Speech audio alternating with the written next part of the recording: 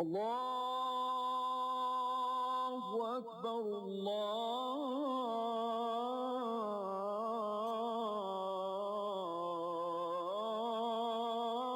الله أكبر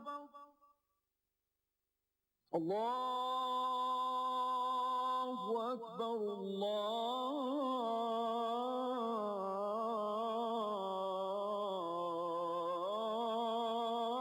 الله أكبر أشهد أن لا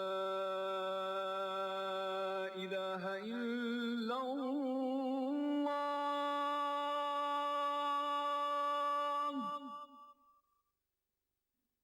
أشهد أن لا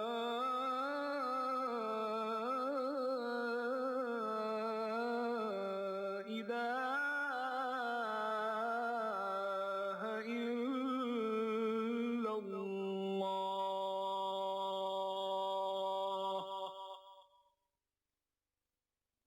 أشهد أن محمدا رسول الله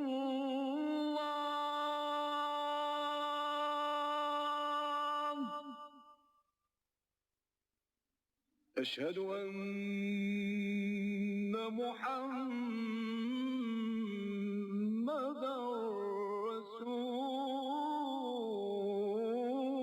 رسول الله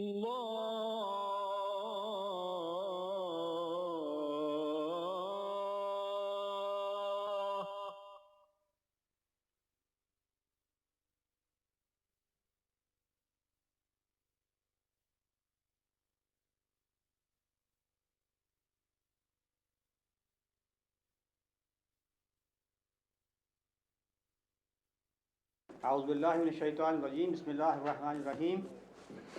We start with the recitation from the Holy Quran.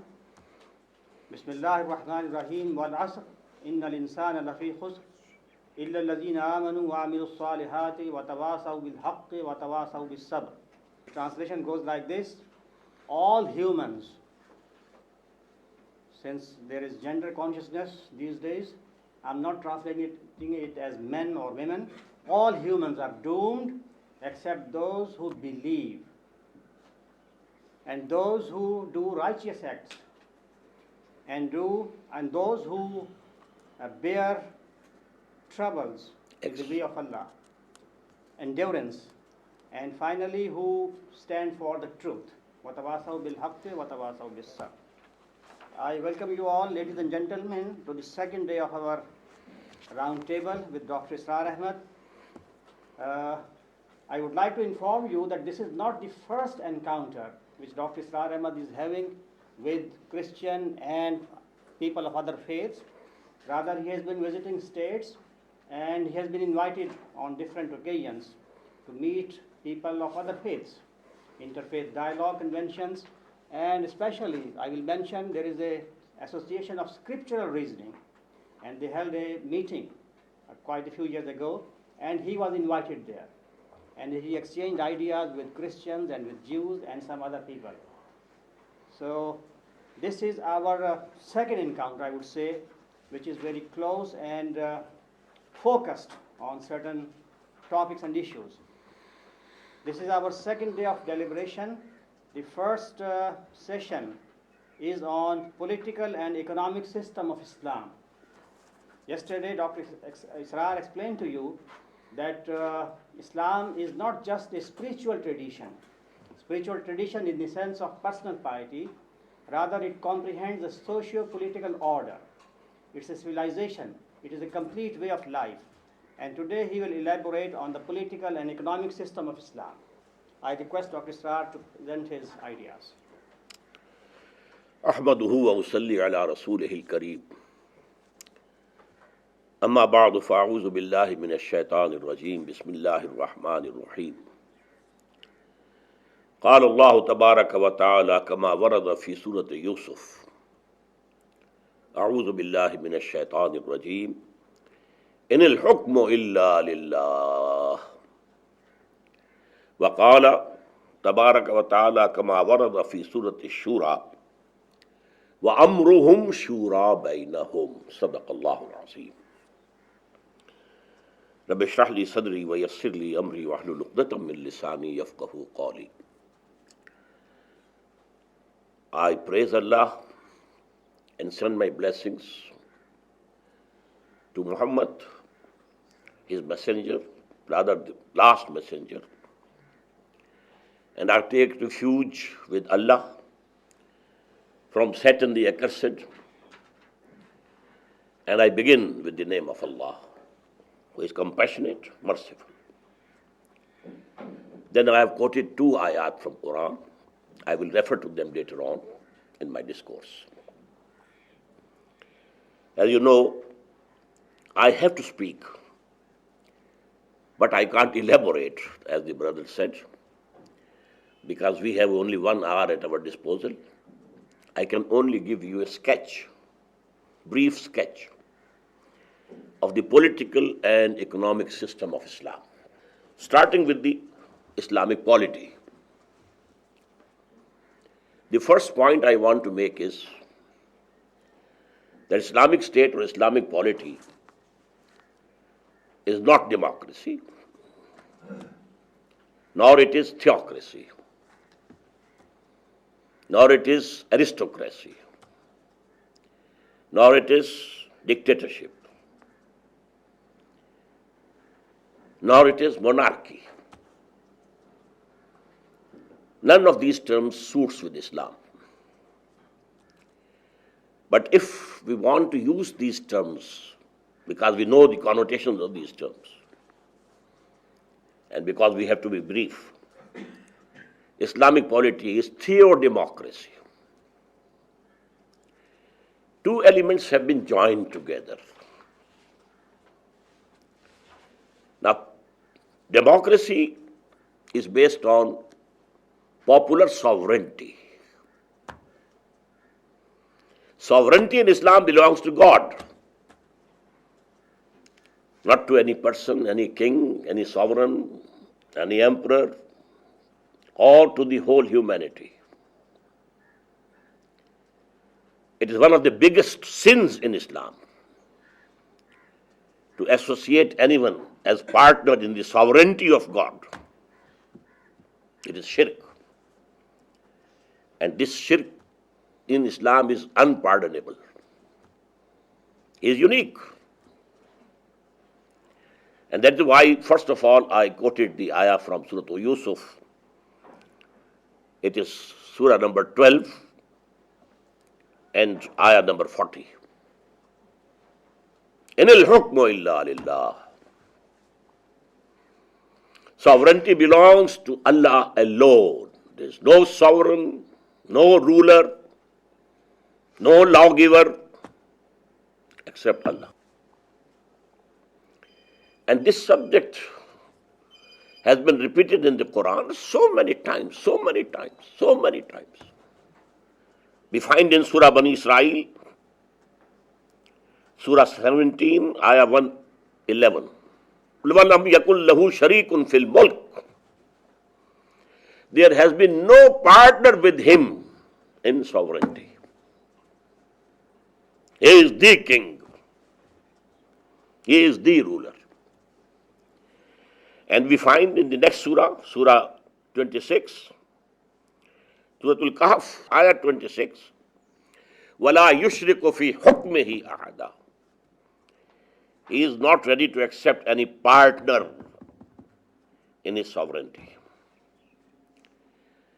At so many places we find the word Al-Malik, the king, for Allah.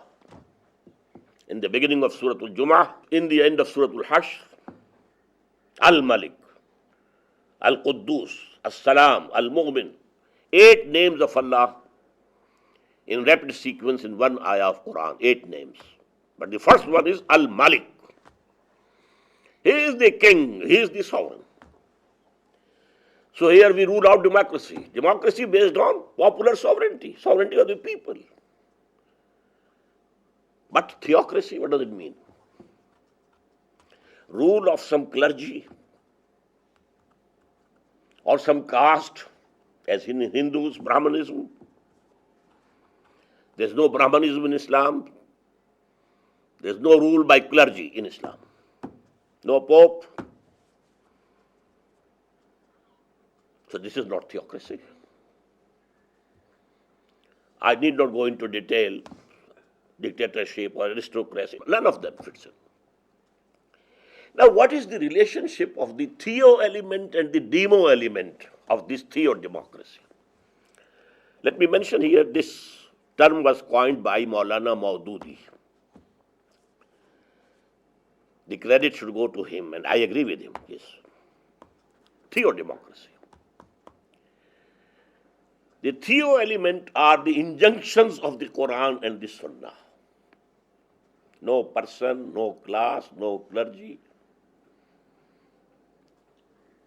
And the demo element is the shura, the mutual consultation about those things in which we don't have any clear injunction of the Quran and the Sunnah. Let me explain it with an example. And here I am referring to a hadith of the Prophet sallallahu alaihi wasallam.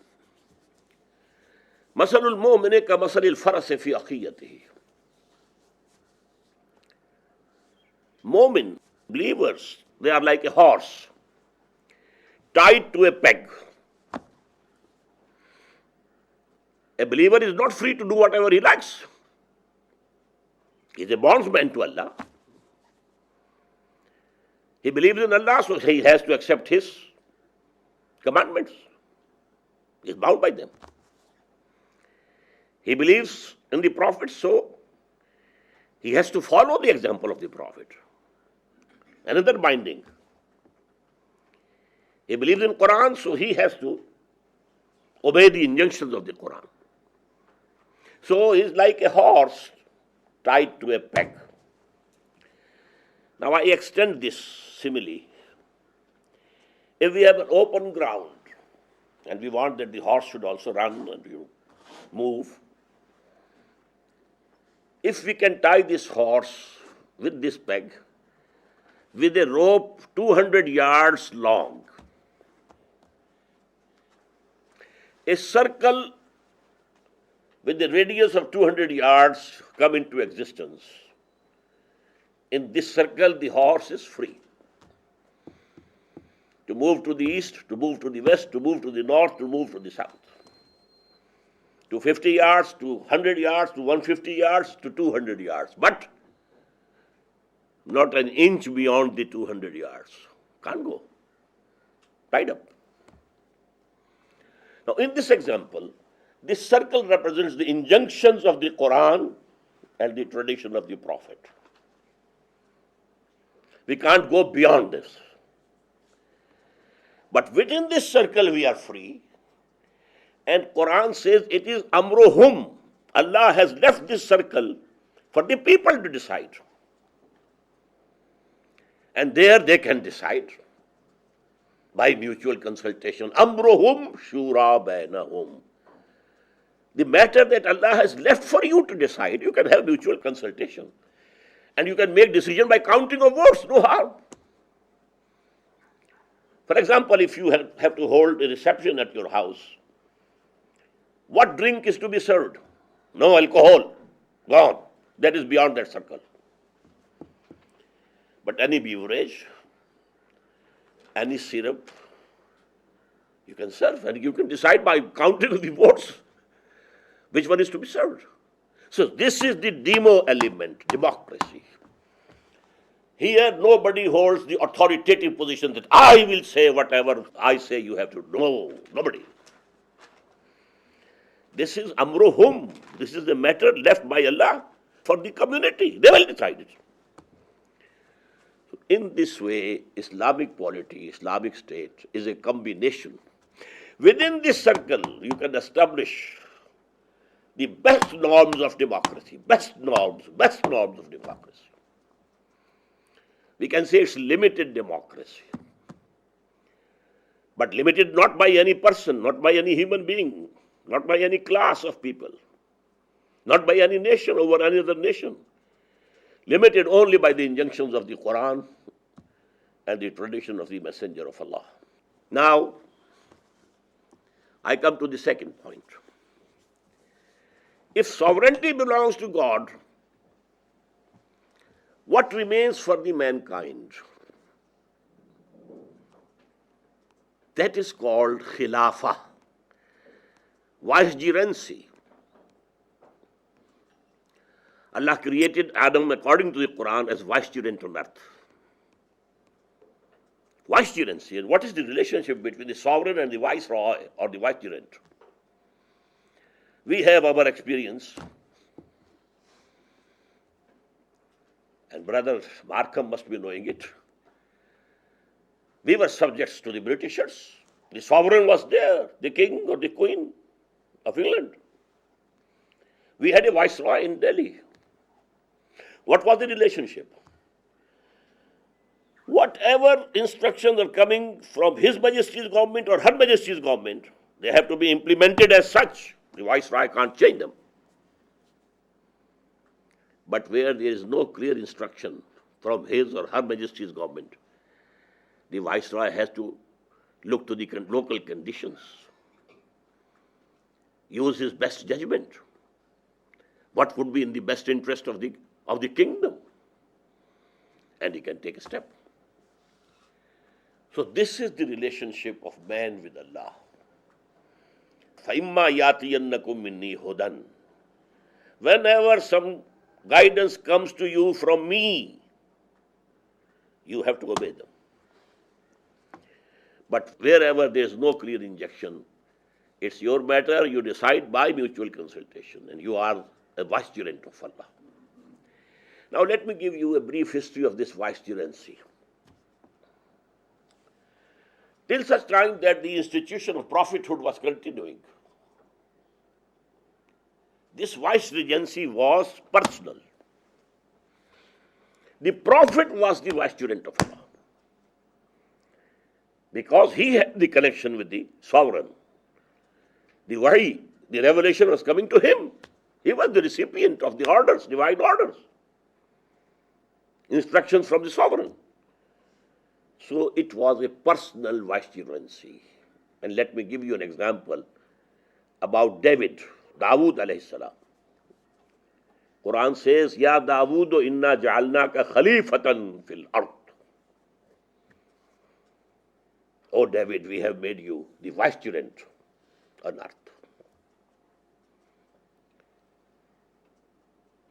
Till Muhammad sallallahu alayhi wa sallam, this institution of caliphate, vicegerency, was personal.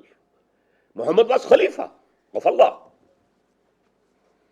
Although this word is not used for Muhammad, his position that he was a messenger is so profound that no other position can be ascribed to him, but he was the Khalifa. Who was the ruler at Medina? And in his last days, who was the ruler over the Arabian Peninsula? Muhammad. He was getting instructions from Allah. But after the death of Muhammad sallallahu alaihi wasallam and the end of the chain of prophets and messengers, now this has become a collective institution. Just as monarchy, sovereignty of Pharaoh, sovereignty of a king, and the divine rights of the kings, now it is popular sovereignty, not personal.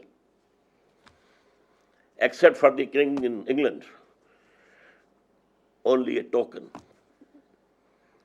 maybe a decoration piece and nothing else. Same case in Japan.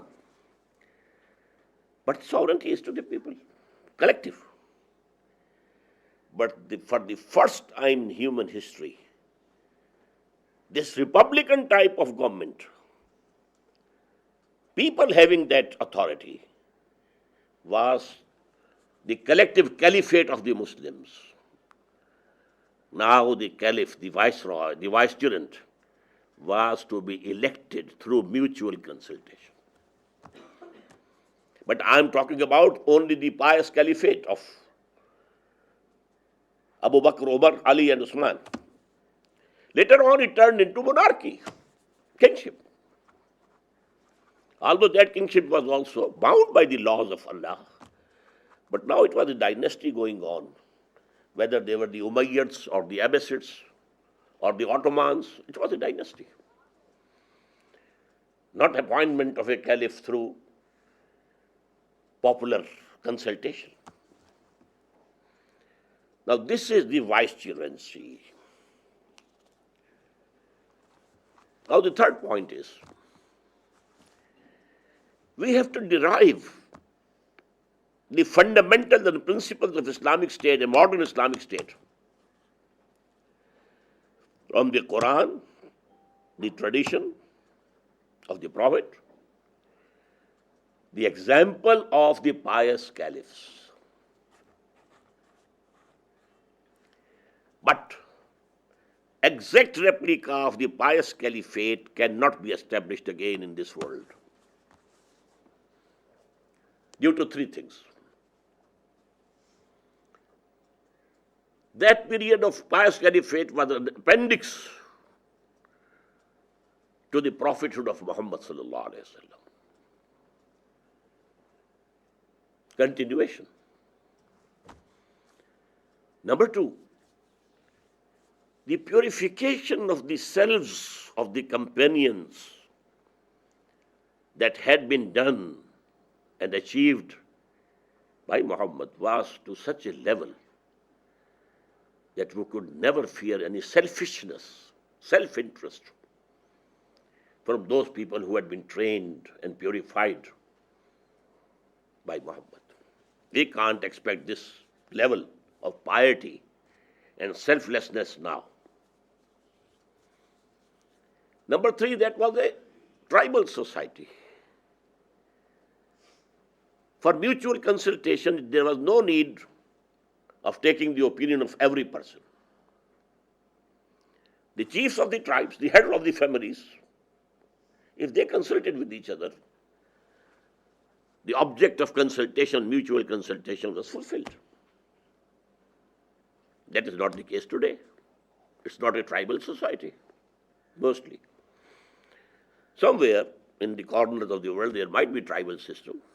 We have it in our Balochistan and so on. But generally, it has gone. So now we have to derive the principles of Islamic State from the example of the pious caliphate, the four caliphs, and fundamentals from Quran and Sunnah.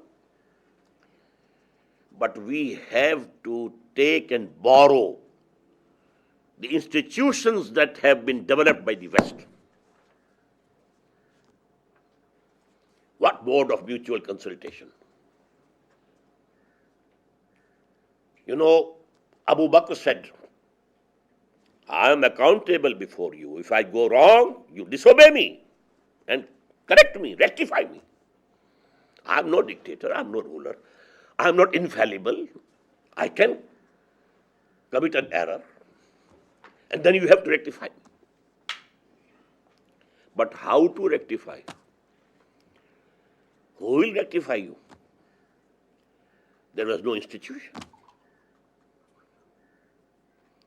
Just for example, the impeachment of the President of America, institution. There were no this type of institution over there. The same thing was said by Umar, radiallahu anhu. If I take the right path, you have to obey me. If I go on the wrong, you have to rectify me. What will you do then? A Bedouin stood up, he took out his sword. We shall rectify you with this. And he said, thank God that I am not leading the dumb people. Dumb or deaf, no. So, institutions we have to borrow from the West. Just as this light, not invented by a Muslim. We are using it. This loudspeaker, not invented by any Muslim. We are using it. In the same way, institutions we have to borrow. So we have to have three pillars of the state. Although they say that there is a fourth pillar also. We have to have a legislature. We have to have a legislature an executive and a judiciary with defined authorities, defined limits, defined checks and balances. Now, what is the scope of legislature? It's a very common misunderstanding that there's no scope of legislature in the modern Islamic state. Islamic law is already there. We have only to enforce it. No. The clear do's and don'ts from Quran, we have to abide by that, or from the Sunnah. But there's a vast area, very vast area of legislation about the foreign policy, about the form of government, whether it should be unitary or federal or confederal, whether it should be parliamentary, two house, or one house, parliamentary or presidential. These are all mubah, and please note, in Islamic law, the principle is not that only such things are permissible which can be proved to be permissible by Quran and Sunnah. No. Everything is permissible which cannot be proved to be forbidden according to the Quran and the Sunnah. So these two things are very different. Had the case been the former one, the legislative scope would have been very narrow. But here, everything is halal, permissible, unless it can be proved to be haram, forbidden, by the injunctions of the Quran and the Sunnah. So vast field, the taxation policy, what type of a government you want, what subjects you want, an authority you want to give to the provinces or the states, and what you want to retain for the center, etc., etc., etc. Wide scope. And now framing these laws now by the legislature is called ijtihad. Ijtihad, the root is the same as juhud, from which we derived jihad, to struggle, to strive. Ijtihad is to exert yourself to the utmost, to frame a law or rule about something which has appeared now, it was not present in the days of the Prophet. So you have to derive from Quran and Sunnah, and this inferring, deriving, so that you don't cross the limits of the Sharia, but within the limits of the Sharia, you are passing a new law. This is ijtihad. Quran says, Ya ayyuhalladhina amanu ati'u Allah wa ati'u Rasul wa ulil amri minkum. This is the 5th surah, ayah 59. O you who believe or profess to believe, I am including Muslim and Mu'min both. O you believe, who you believe, or all who profess to believe. Obey Allah, obey His Messenger. And people who hold authority amongst you, from among you, not Muslim. We are not allowed by Quran to obey non-Muslims, but we can be forced to slavery. We have been forced. But Quran doesn't allow us. Ati'u Allah wa ati'u Rasul wa ulil amri minkum. Those who hold authority from amongst you. So we have to see to Quran, to the tradition of the Prophet, and then the people who hold authority. At that time, the caliphs, and then the kings, and in the modern state, it will be the parliament. Now, ijtihad can be done by any scholar, any learned man, any alim, but whose ijtihad will be enforced as law. That will be decided by the parliament. And this is what Iqbal said in his lectures. Now ijtihad would be through parliament. It doesn't mean the parliament is sovereign to frame anything. It can make ijtihad within the limits of the Sharia. And then every citizen will have a right, if he thinks that any proposed piece of legislation has crossed the boundary of Sharia, he can knock the door of the judiciary. Parliament has transgressed its limits because in the constitution it has been laid down that sovereignty belongs to God and no legislation can be done repugnant to the Quran and the Sunnah. Let me have a chance to prove it in the court. Not any body of ulama, court, judiciary. And definitely in an Islamic state, the judges would be learned in Islamic law, Sharia. But it is not out of their belonging to some class of clergy, but the judiciary. They will decide. And if they come to the conclusion that yes, this piece of legislation has transgressed the limits of the Sharia, it will be null and void. But the matter will be referred back to the parliament. Frame new law. So now I have to make haste. What about the elections in Islamic State? Who will have the right to vote? What would be the age? Number one, it is adult suffrage. For every Muslim, he can vote. I missed one point.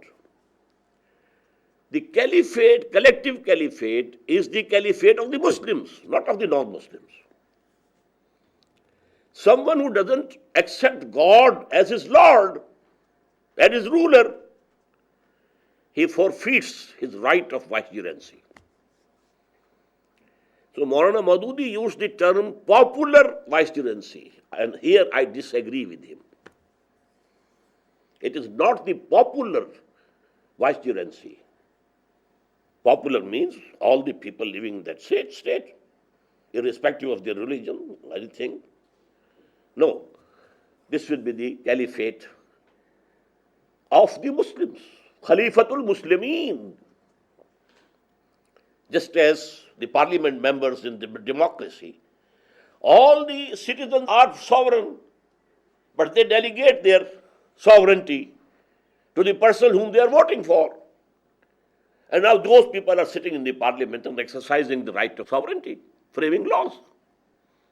In the same one, every Muslim living in that Islamic state, by his vote, he delegates his vicegerency to the persons who are sitting in the shura or the parliament. But they will be Muslims only. This is the bitter thing and very unpalatable for present civilization, the present Western civilization. I'm coming to that. So now election can be, by mutual consultation, we can fix the age. But all Muslims, men and women, will have the right of vote. Age can be fixed by mutual consultation. Amruhum shura bainahum. And as regards the candidates who come forward, I think his age should be fixed at 40, at least. Because in one ayah, number 15 of Surah Al-Ahqaf, Allah Ta'ala has fixed the age of 40 for psychological maturity of human beings. And then he has to pass through screening. What is his character? In Islamic State and in the court, no Muslim can appear as a witness unless he is screened. What's your character? What your neighbors say about you? How have you accumulated this wealth? Can you justify? So very thorough screening of those who come forward to fight the election. This is the only distinction. Otherwise, all Muslim males and females are eligible to vote. Now coming to non-Muslims. Yesterday, more than one brother said that you have spoken frankly. So I have to be frank again. Non-Muslims in an Islamic state are not full citizens of that state, because this is an ideological state. It's not a nation state that people living in some geographical area, they are all equal citizens, irrespective of their faith, religion, creed, whatsoever. It is not the case with the Islamic State.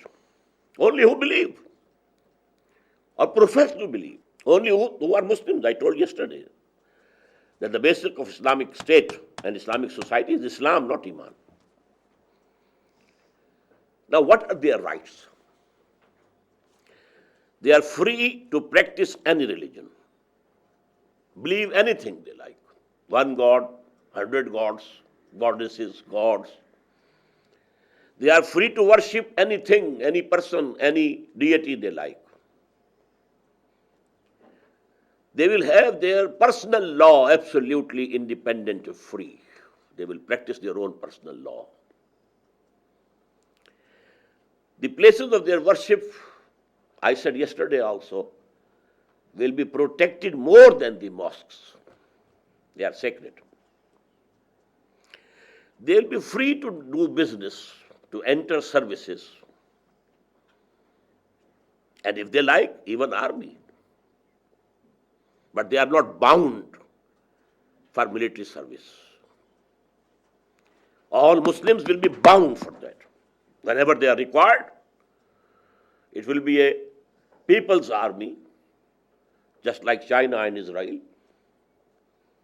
People will be working, but they are all soldiers, and they are called, and they take the part in the defense of the country or whatsoever it is. They are free to preach their dogma, their religion, their beliefs to their people and their children and their next generation. They can have schools for them only, not the Muslims.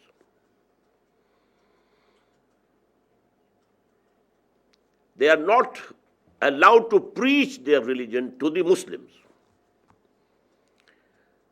Here you have to note that because the basis of the state is religion,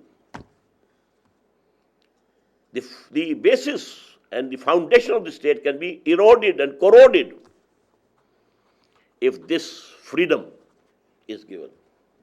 Now, only two places where the non-Muslims will not be able to participate. One is the legislature. It's very logical. That has to be based on Quran and Sunnah. And they neither believe in Quran nor in the Sunnah nor in the Prophet. So only Muslims can go there. The non-Muslims can have their own parliament, consultation body, to fight for their rights, to represent themselves. Oh, okay. But the legislature has to be of Muslims.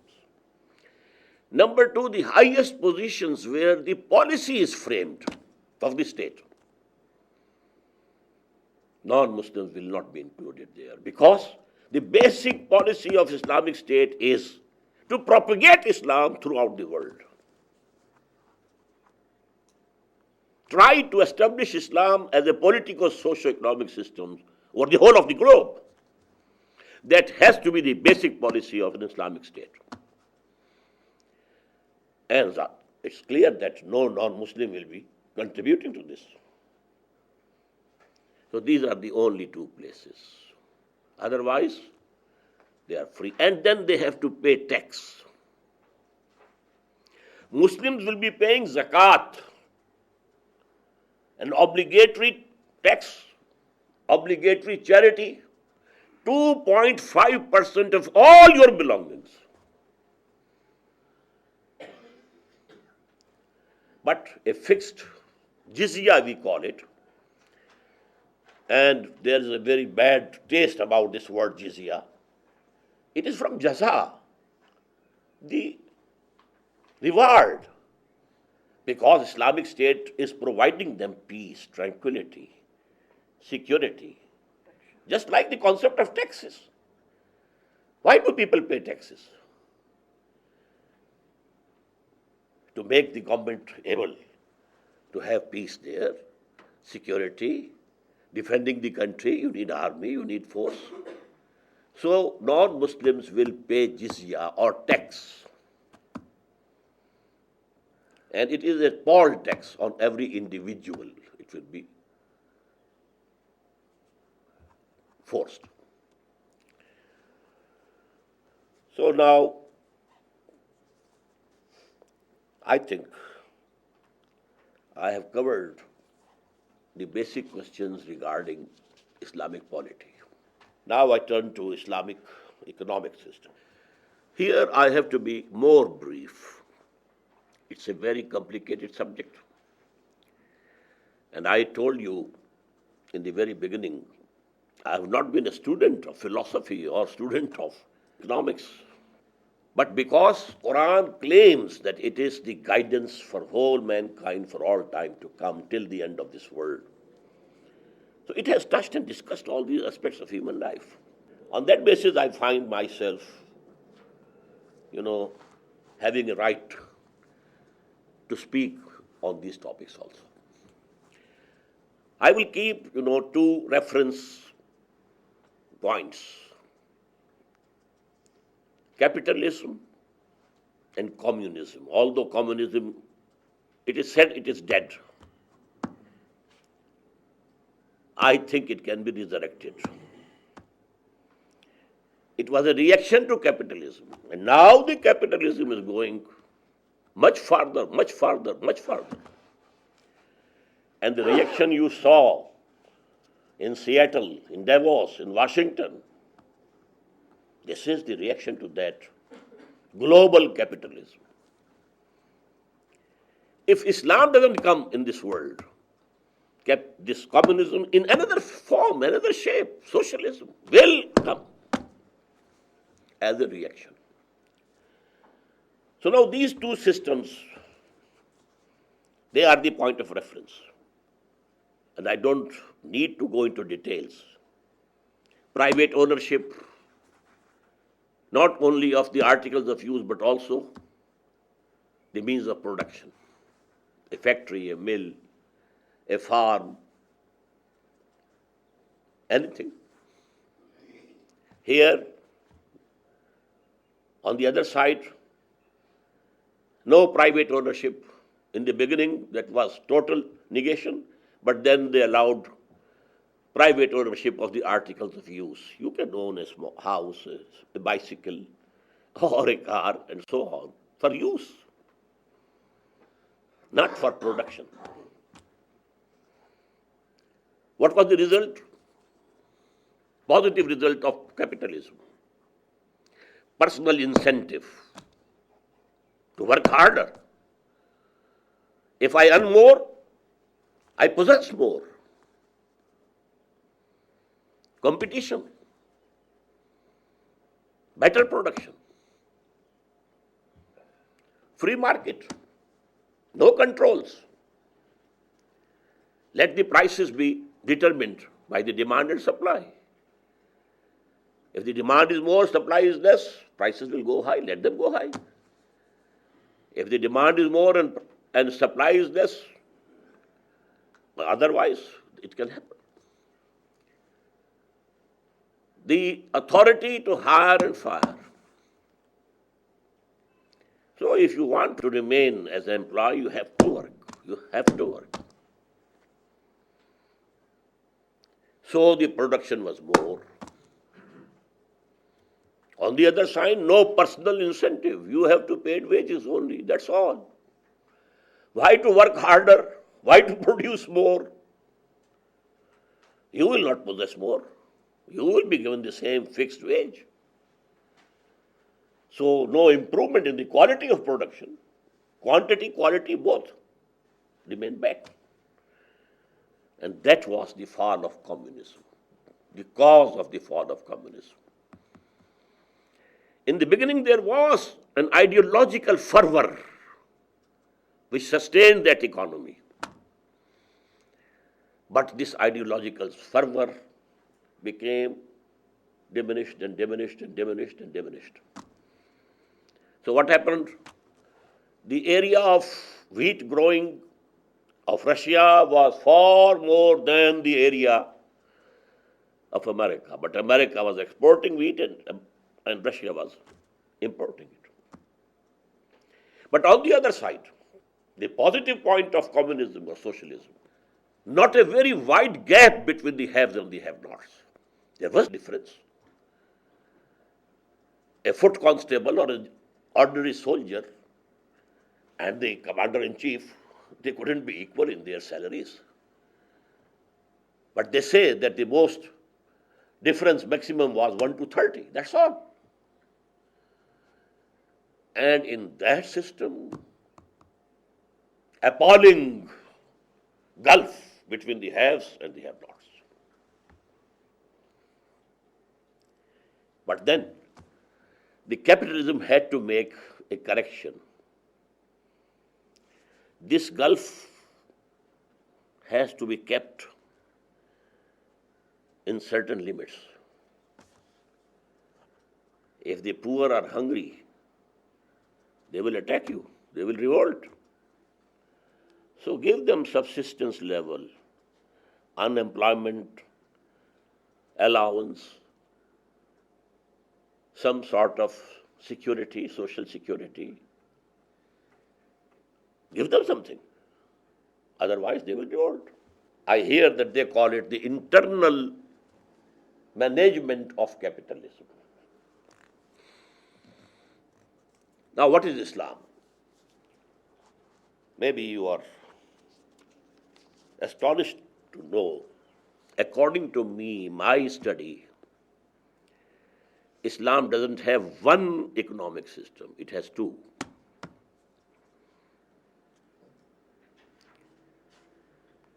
One economic system at the height of spirituality, deep faith, and height of spirituality. The system is something else. At the legal level, at the common people level, the system is something else. There are 4 cardinal principles of Islamic economic system at the high spiritual level or the deep level of belief and iman. Number 1, nobody owns anything. Neither individuals, nor the nation, nor the state. Ownership is for Allah. Just as in the political system, we said, ruler is Allah. Sovereignty belongs to Him and Him alone. In the same way, Lillahi ma fis samawati wa ma fil ard. You don't own anything. Ownership belongs to Allah. You are only custodians. Parallel to caliphate.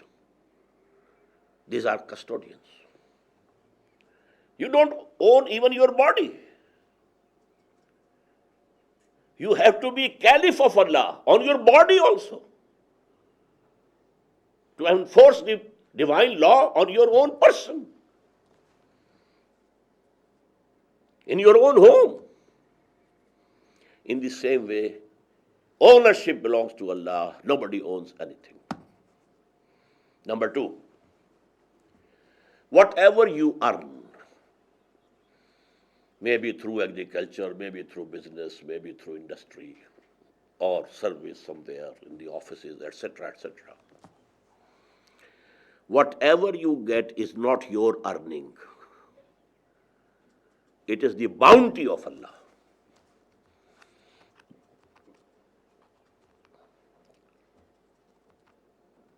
You know, if you have hired a person for working as a laborer,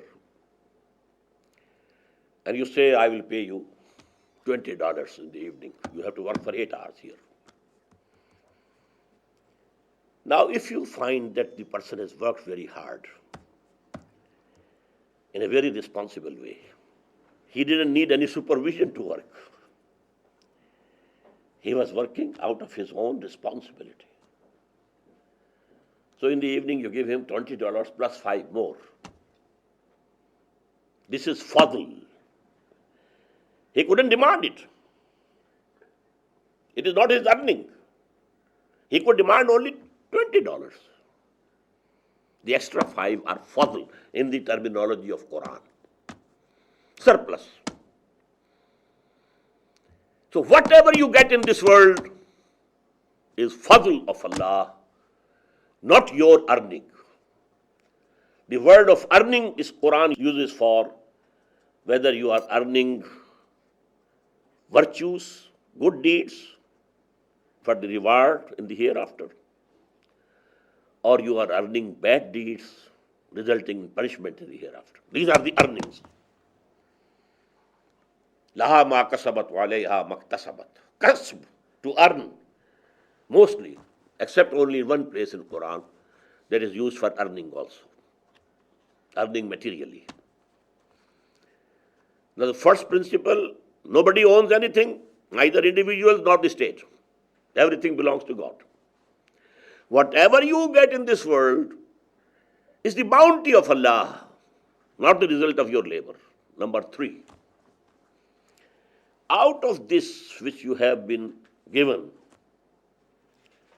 your right is only limited to your needs.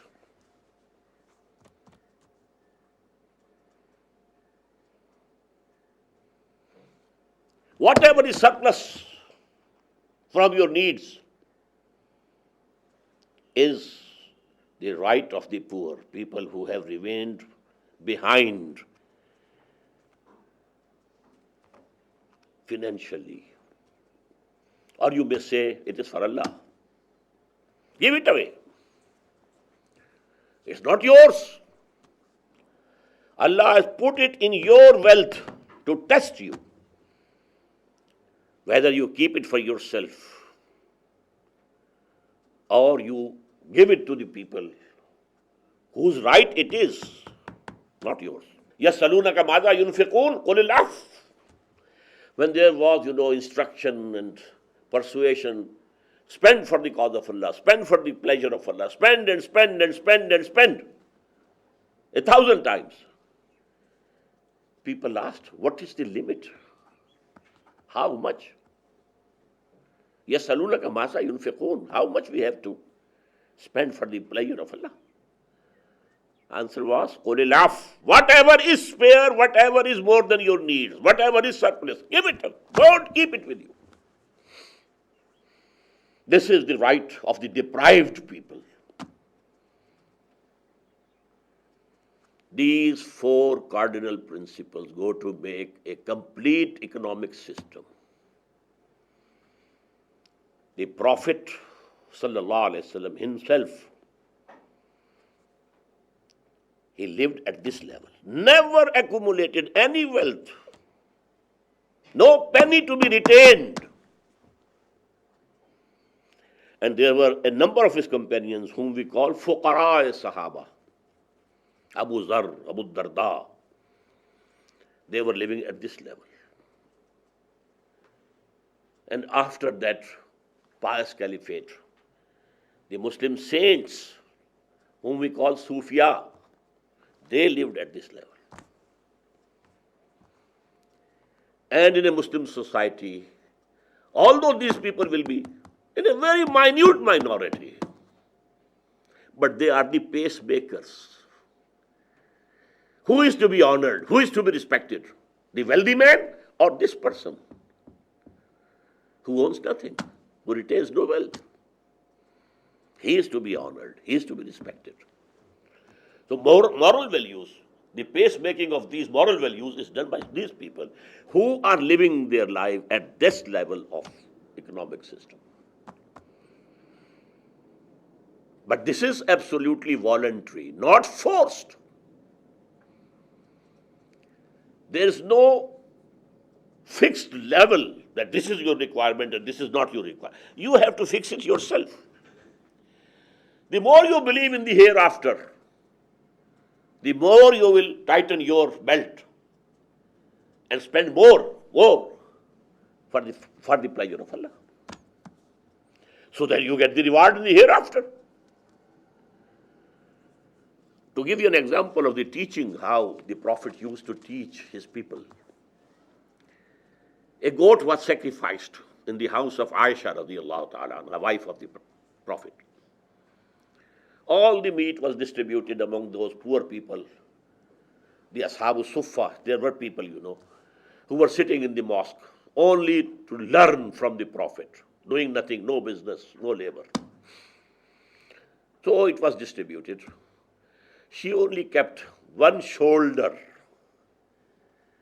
because this meat of the shoulder was liked by the Prophet. He retained. When the Prophet came, he asked, what remained of that goat? He answered, nothing but a shoulder. He said, no, whole of the goat has been saved, except this shoulder which we will consume. What we have given, it is saved forever. Just as Jesus said, don't collect in this world where there is fear of theft, where things, are destroyed. Why not gather everything in the hereafter? There's not going to be any theft there, no loss. Why do you deposit in the banks over here? Why not deposit in the divine bank of the hereafter? So this is voluntary. And that is the beauty of it, not forced. It's not legal. Legal things are forced. Now I come to the second legal system, legal economic system of Islam. It is controlled and internally managed capitalism. Private ownership is allowed. You can have a shop, you can have a factory, you can have a farm. In a limited sense, it is your property, but it is actually its divine trust with you, sacred trust. With this principle, all those things of capitalism come there to play, which was not there in communism. Personal ownership, personal incentive, competition. Try to improve your product. You have to compete in the market.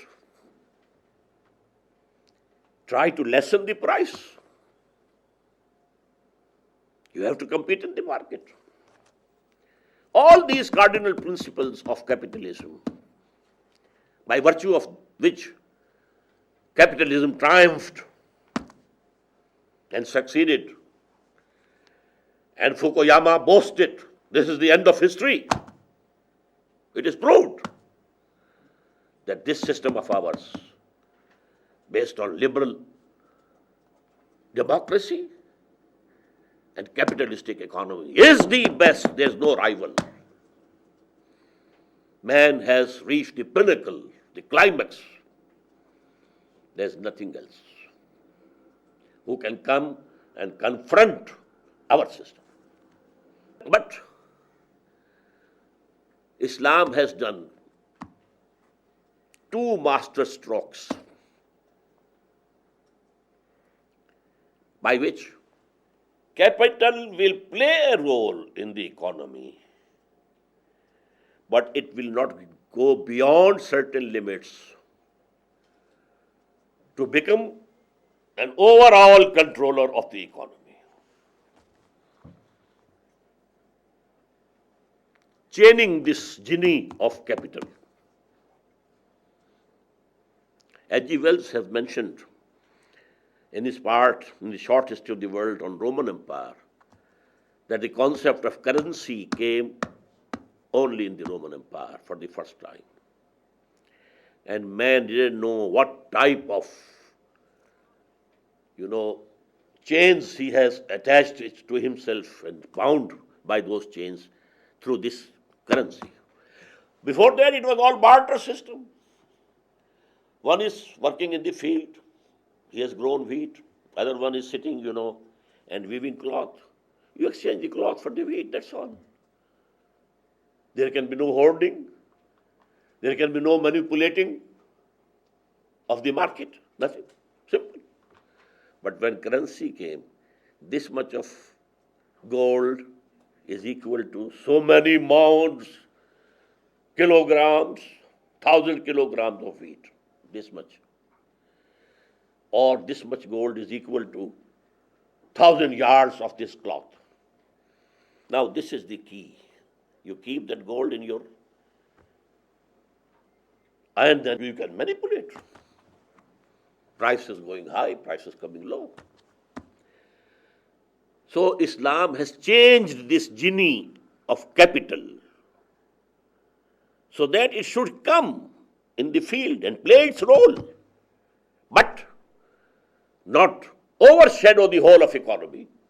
Number one, no interest whatsoever.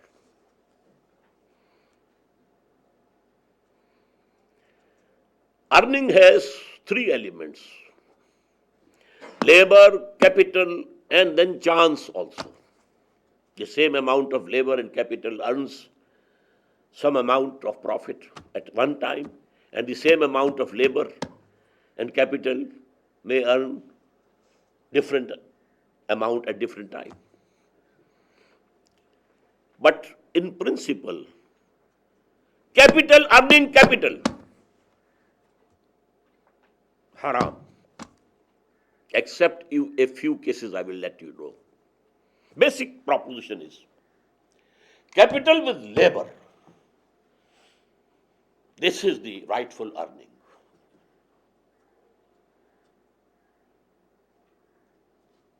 Only capital being an earning agent. This is interest, this is usury.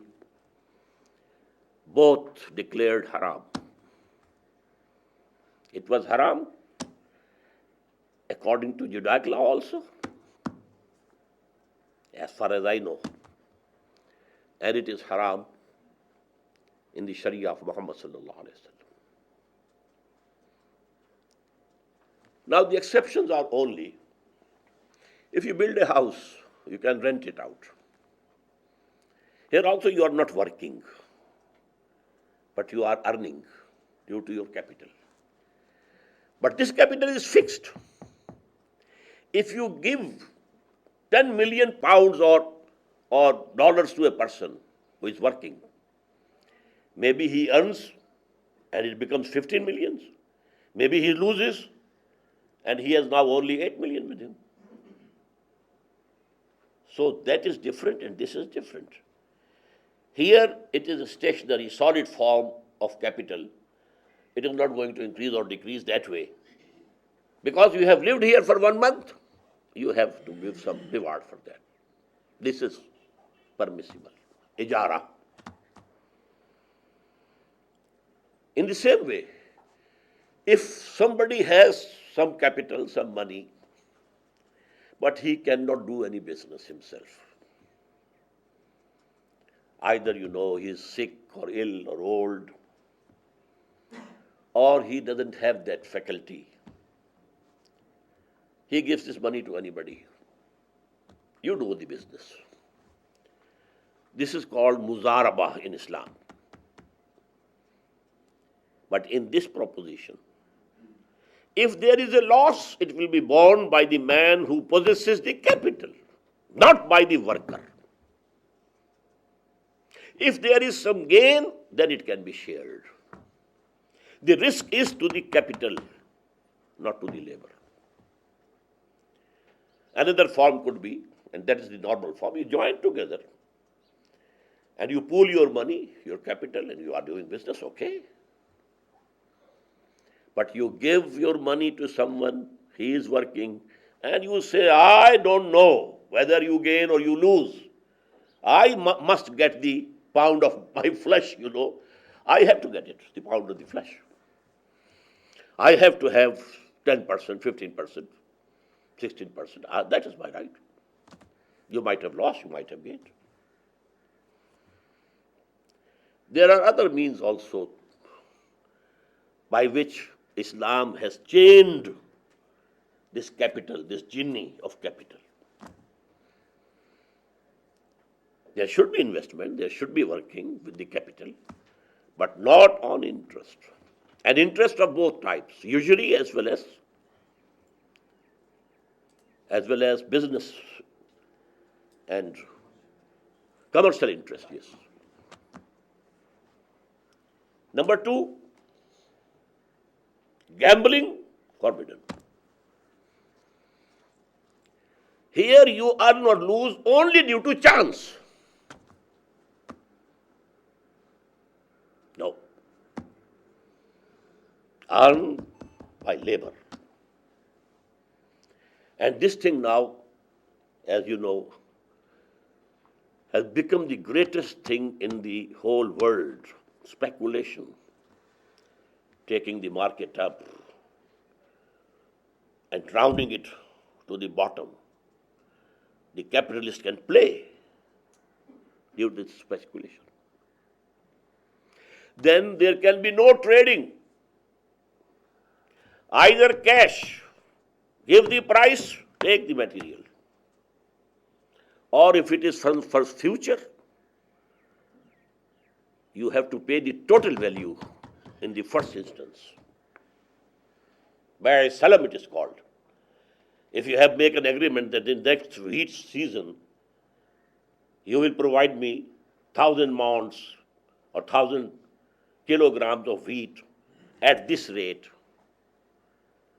Now calculate the total value and give the total value now. Then only you are entitled to get those 1,000 kilograms of wheat at that time. Not after paying 10% or 5% or 10% and then the deal is done. No. By this, I will again use the word master stroke. Over trading is stopped. You do the trading within your limits, whatever capital you have. Over trading. The capital going far out. So these are some of the measures. The most important, riba. There is nothing more haram and more forbidden and more disliked in Islam than interest. Allah says, if you don't give it up, then listen, there is an ultimatum from Allah and His Messenger against you. Allah will go to war against you.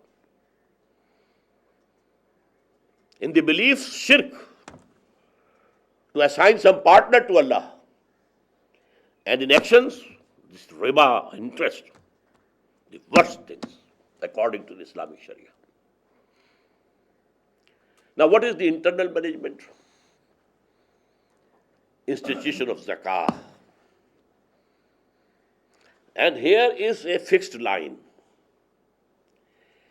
If you own 7 tolas, I think it will become 3 or 4 ounces. If somebody can correct me. You are above this line.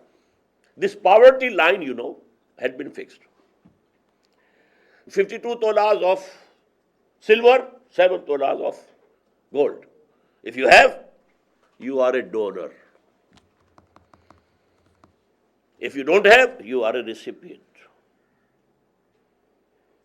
This zakah is to be taken from you legally, forcibly. And the first caliph of Islam, Abu Bakr, fought against those people who refused to pay this zakah. That is one of the pillars of Islam. I talked about the pillars of Islam yesterday. The Shahada, the 5 prayers, the zakah, obligatory charity, and the Sawm, fasting, and Hajj. This is one of the pillars. Although he was advised, don't declare war against them. We are going to war against those people who have claimed the false prophets, who have stood up and we are also prophets. And also, the war started with the Romans. So don't open a third front. He said, no, I have to do it. So this zakah, tukhadhu min aghniyaihim wa turaddu ila fuqaraihim. It is taken, extracted out of the rich, and the rich are those who are above this line. And they are returned and given to those who are poor. But the poor is not the one who has nothing to eat, but the one who doesn't have 52 tolas of silver and 7 tolas of gold. In this way, because there is free competition, and in free competition, there necessarily there will be people who will go forward and some will remain backward. Free competition. So now who have remained backward, they have to be taken care of by those who have gone ahead. This is the internal management. But the beauty of this Islamic system is that the moral teaching is don't accept zakah. Work. It's against your dignity. Not like, the right. We have the right to have this social security. It's our right. We have to have it. No. The moral teaching is earn for yourself. Don't live on this charity. So there goes to be a very big difference between the two. I request to add one point to the political structure, which I forgot. It's not one party system in Islam, multiple party system. But the manifestos of all the parties will be screened, that none of the manifestos contains anything against the injunctions of the Quran and the Sunnah. But there can be different parties, they can have different outlooks on taxation, they can have different outlook on the provincial authority and the central authority, and they can have different these things. Whichever is permissible and mubah, not haram, not proved to be forbidden, they can include. But it has to be screened. Or somebody can go to the court, just like, if a piece of legislation has been passed by the legislature, I have the right to go and knock the door of the higher judiciary that this is against Islam, this is against the Quran and the Sunnah, in the same way. Israr Ahmad has almost very barely and schematically stated the essentials of two very important areas of corporate life, our political system and economic system. And he has studied his normative point of view, of course, gleaned from Quran and Sunnah.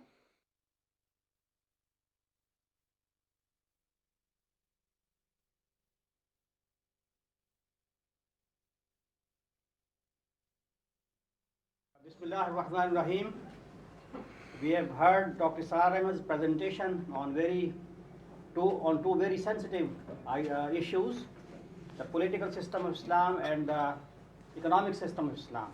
The two areas are very sensitive. One of us has his own sensibilities, coming from different cultures, of course, different mindset. We may have different ideas, but Dr. Israr Ahmad is essentially representing Quran and Hadith. That is his normative point of view. Now, for interaction, I would first request Dr. Norton.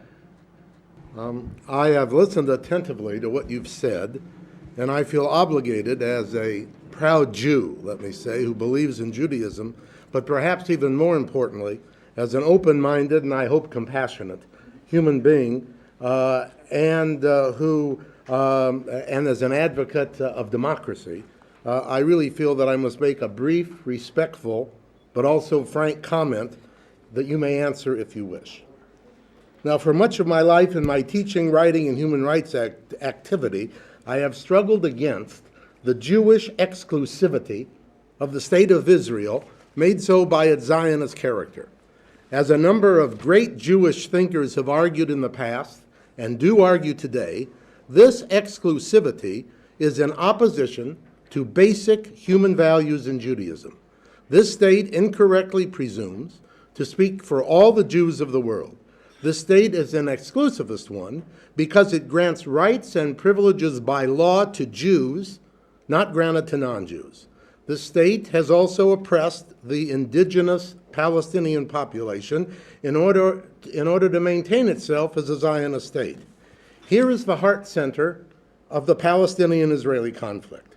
As I already stated, I have opposed and do oppose the exclusivist state of Israel, just as I oppose other types of exclusivist states based upon race, color, and or religion. I have witnessed in the past decade especially growing numbers of Jews who, although still a minority, agree with the position that I have. This minority includes both religious and secular Jews. The religious Jews, by the way, believe that today the Torah is valid, alive, and is correctly the Word of God, just as you believe the same for the Quran. They, by the way, would be surprised, as frankly was I, if they heard or read some of your interpretations of Judaism that they consider to be factually incorrect, such as your comments yesterday about Torah following the destruction of the first temple in 586 before the Common Era, the meaning of the destruction of Sodom and Gomorrah, and your written comment in this pamphlet about Jews believing they are exempt from punishment by God on the Day of Judgment, which, according to Judaism, is not correct. The Jews, religious and secular, who believe, as do I, about exclusivist states, obviously reject your advocacy of an Islamic state in Israel or anywhere else in which non-Jews and others do not have all the same human rights, including all of the political rights, that includes the right to vote as well, as do Muslims.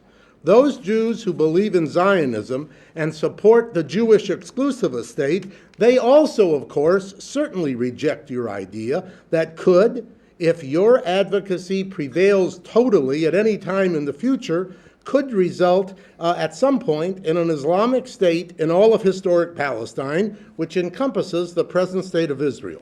Presently, then, 5.2 million Jews reside in Israel. Not many, if any, Israeli Jews would accept your advocacy of Islamic State. In the late 1970s, at a meeting in London organized by the Organization of the Islamic Conference, to which I was invited as a panelist, I said this to the Palestinian Islamic theologian Ismail al-Farouqi, who advocated an Islamic State for the whole Middle East, including Palestine, Israel.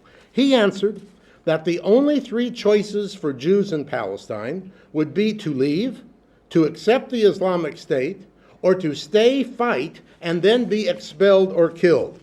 Now, before asking you to state if you would answer likewise, I wish to point out briefly, in addition, that an American scholar from Harvard, as you probably know, Samuel Huntington, espoused a theory a few years ago that there was a clash of civilizations between the West and Islam.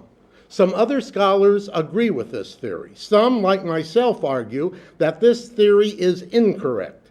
Key advisors to President George W. Bush believe and advocate this theory. What you have said indicates to me that you believe this theory to be correct, even though you are on the Islamic side of the argument.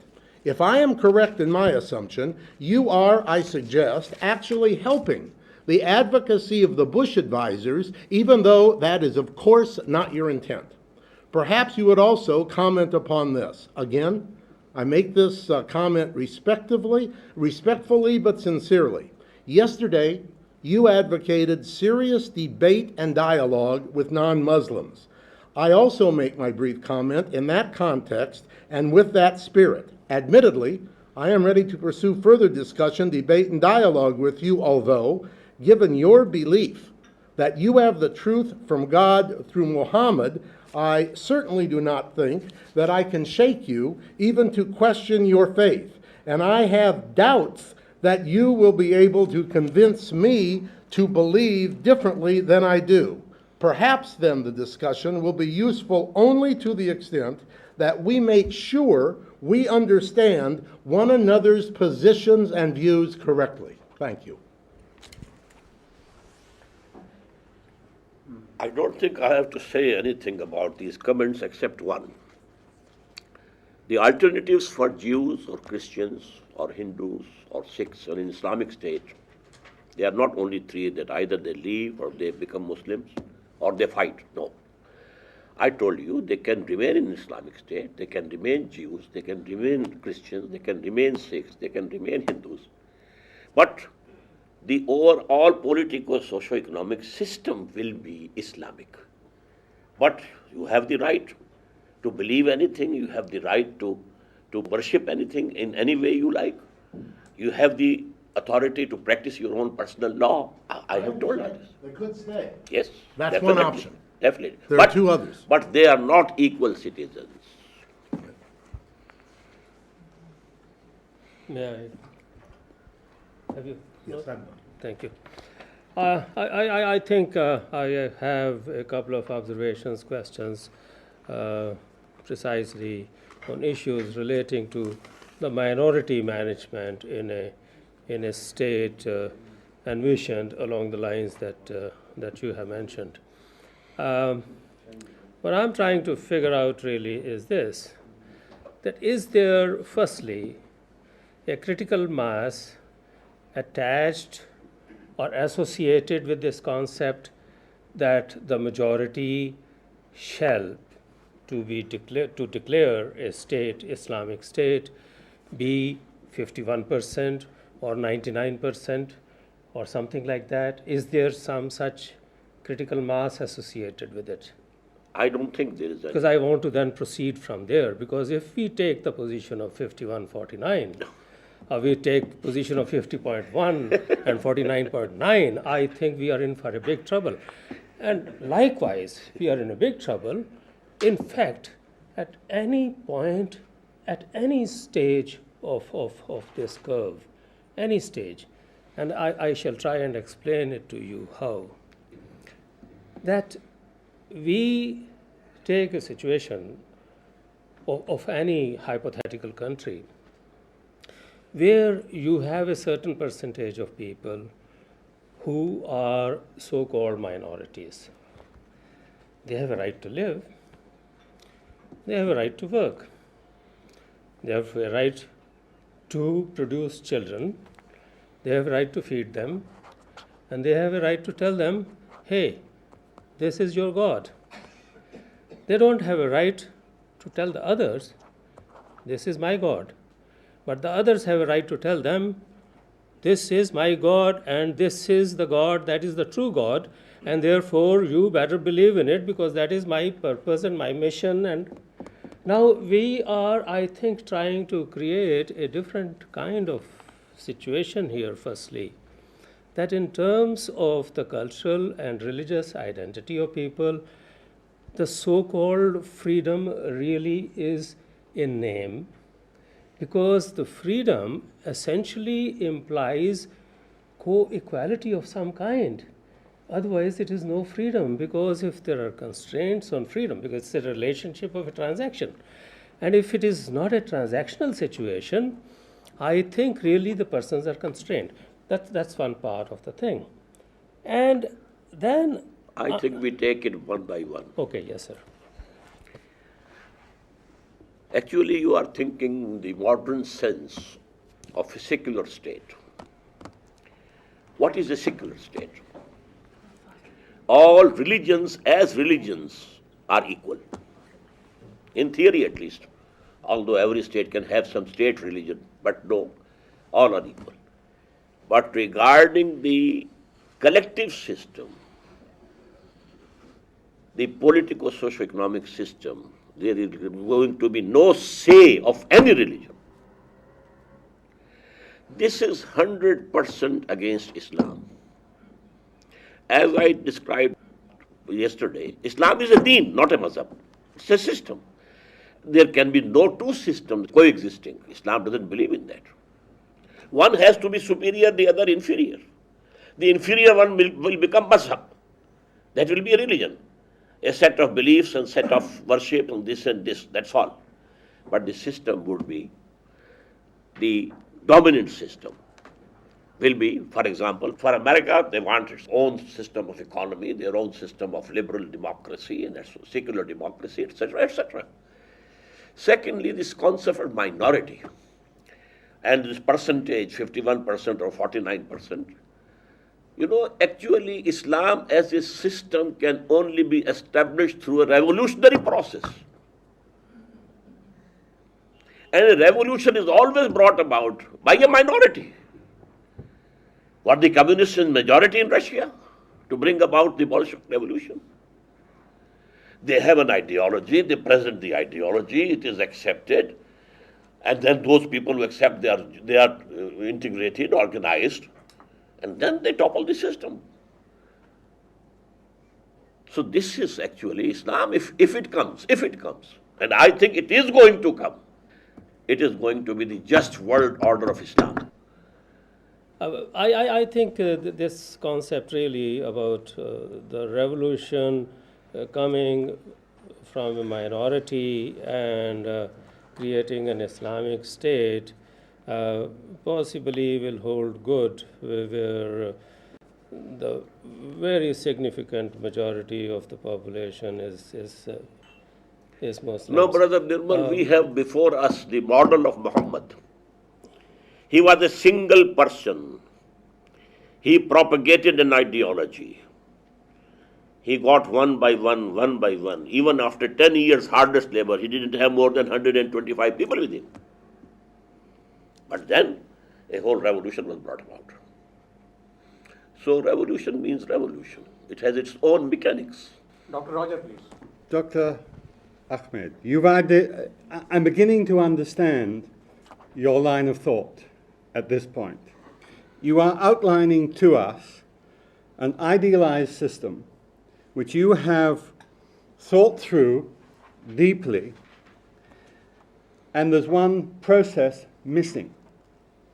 That process is by which the caliphate becomes how it is created, the process of the creation. It comes about through the jihad. And yet we already know that the jihad in Pakistan has been commercialized by US money. But that's by the by. My main point is that revolution comes about through the overthrow of the state. And we know a great deal about revolution, because whatever revolution has happened in the past has always been determined by the process that the revolution comes about. And you haven't mentioned to us, you haven't discussed that actual process itself. Now, let us look at only very, very briefly one revolution. And that was the Russian Revolution. And the very process that revolution took place undermined it. It was destroyed by the process itself. It was not destroyed, as you said, by the system of lack of incentives. That was a byway. The key thing was that it tried to create a socialism in one country. And Trotsky wrote about that. And the point that I'm making is this. The Western ruling classes took up jihad, in using the modern terms, not their own term, but the Western ruling classes took up jihad against communism and fought it to the death. Because it was only in one country, a big country, a rich country, but in only one country. And the very process that your Islamic State is created has been missed out altogether. And the idealized version that you give us is only an idealized version, and we know from the past that the idealism from which it starts will be undermined by the process itself. Well, I have to make two comments. Number one, the process through which a revolution comes is going to be the topic of my talk tomorrow. So you are ahead of the schedule. Number two, when I was discussing ayah number 59 of the 5th surah, I should have said because the constraint of time was too much. That Quran has not discussed how these people of authority will come up. O you who profess to believe, you have to obey God, His messenger, and the people of authority from amongst yourselves. How they will come up? By mutual consultation. But the process of mutual consultation can be different. As I said, in a tribal society, the chiefs of the tribes, the heads of different houses and dynasties, they sit together and they decide. So Abu Bakr was chosen. In the same way, Abu Bakr appointed Omar, but by consulting the people and having their consent. So these things, they are there, but today we can have a new system, and I said this adult franchise, and all the Muslims will be voting for the Caliph. So I think I had talked about that, but you very rightly pointed to a vacuum in my talk. I would like to follow on the heels of Roger's comments. It seems to me that the methodological thrust of your talk in general is based on a certain normative understanding of Islam. First of all, on the understanding of the Quran, the Sunnah, but above all, on a limited part of Islamic history, especially in the first 20 years of early Islam during the rightly guided caliphate, Al-Khilafah Rashida. And in that sense, it seems to me that 1400 years of Islamic history is absent from your own methodology, because you did not talk about that, although this is very significant. And this is somewhat problematic, and I want to give an example in terms of that methodological thrust. Let's say nowadays the ulama in Saudi Arabia are somewhat split over political authority of the Saudi regime. Although the majority of the ulama in Saudi Arabia support the regime, there is a substantial minority that does not support the regime, and both ulama, those who support and those who oppose, are based their own judgment on the same normative understanding of Islam, on the Quran, on the traditions, as well as on that limited period of Islamic history. They rarely talk about 1400 years of Islamic history. They come to different conclusions, that the majority want to preserve the status quo, whereas the minority wants to topple the status quo. So that's somewhat problematic that I see in terms of the methodological thrust. Another thing is in terms of Islamic institutions. I mean, you mentioned in passing there is no pope in Islam, which can be true, I mean, in a sense. But that does not mean that Islamic history has not been full of Islamic institutions that have been as powerful as the Vatican in the Catholic world. So to say that Islamic history hasn't had institutions is not and has not been accurate historically speaking. And therefore, it seems to me that in order to have more force to the argument that you have presented, we have to include what I would call historical Islam in the discussion. And this is what has been missing in your presentation. I agree with you 100%, that has been missing, and it is intentional on my part. I say we have to take guidance from Quran, Sunnah, life of Muhammad, and the past caliphate. That's all. It was Islam, total Islam, full Islam. Afterwards, it was not total Islam. The 1400 years you are talking about is the history of Muslims, not of Islam. The Prophet said, you know it better than myself. Bada al-Islamu ghariban wa sayaudu kama bada.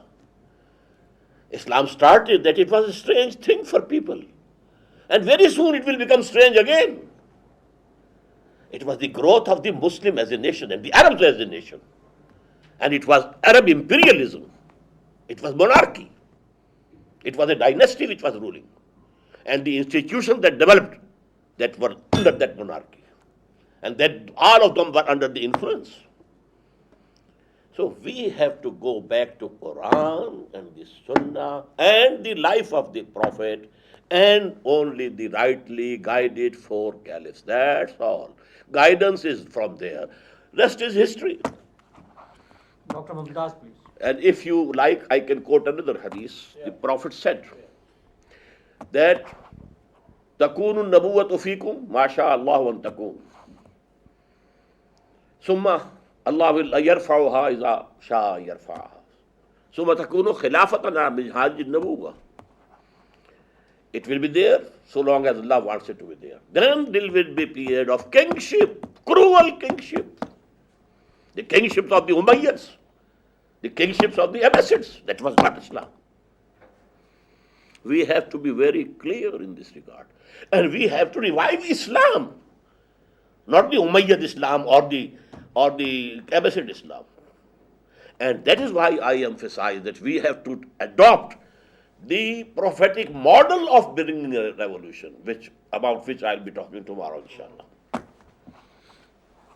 Dr. Mumtaz Ahmad, Janab. it is his cup of tea. Yeah, Professor of Political Science. without milk. Okay. It appears to me that the Islamic society that you envision, in my view, will not be a society in which Muslims and non-Muslims will live in peace and harmony. First of all, you said that they will not be given equal citizenship with the Muslims. So there will always be a feeling of being second-class citizens, and I can assure you, sir, no one wants to live as a second-class citizen. Are we creating an apartheid, in other words, in an Islamic society?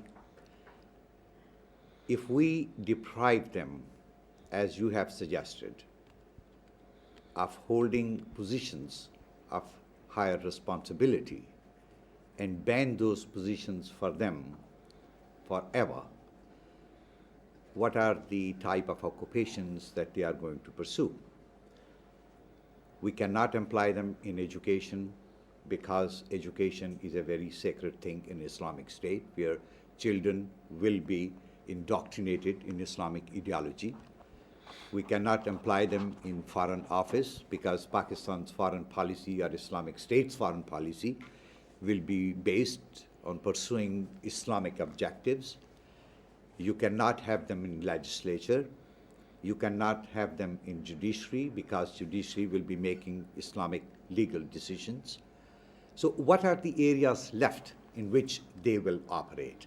My feeling is that we will have an alienated minority, and if we take into consideration the fact that there are large number of Muslim societies where the number of non-Muslims is considerable. I'm thinking of Malaysia, Indonesia, Egypt, Bangladesh. These societies will always be a conflict-ridden, tension-ridden societies, one. Secondly, you said that Quran prohibits Muslims to obey non-Muslim authorities. And that brings me back to my situation in the United States and 5-6 million Muslims who are living in the United States and millions who are living in Europe and 140 million who are living in India. Are we to defy the political authority of the societies in which we are living because they are non-Muslims? These are my comments. Concrete question I have is, you talked about shura, consultation. I have two questions about that. One, what is the concrete shape of shura that you suggest? Secondly, will the decisions made by this shura be based on consensus or on majority decision? Thirdly, will the decisions of shura be binding on the ruler, or they will just be recommendatory, as was the Haq's shura? Now, where to start? Number one, I did admit in the first instance that the non-Muslims in Islamic State are not equal citizens, not full citizens. Whether you like it or not, This is my opinion. An Islamic state, it's an ideological state, it's not a nation state. The professions, they can be doctors, they can be engineers, they can be businessmen, they can be teachers, teaching scientific disciplines. They can be in service. But only top position where basic policy of the state is formed, only those will be accepted. Otherwise, business will be open to them, professions will be open to them. Go ahead. So this is the second point. And I have to be reminded by you what was the third point. Even I thought that. No, apartheid, Related to that, my question was that this type of society, ipso facto, will be a conflict-ridden society, not peace with itself. In every society, there is conflict between the haves and the have-nots.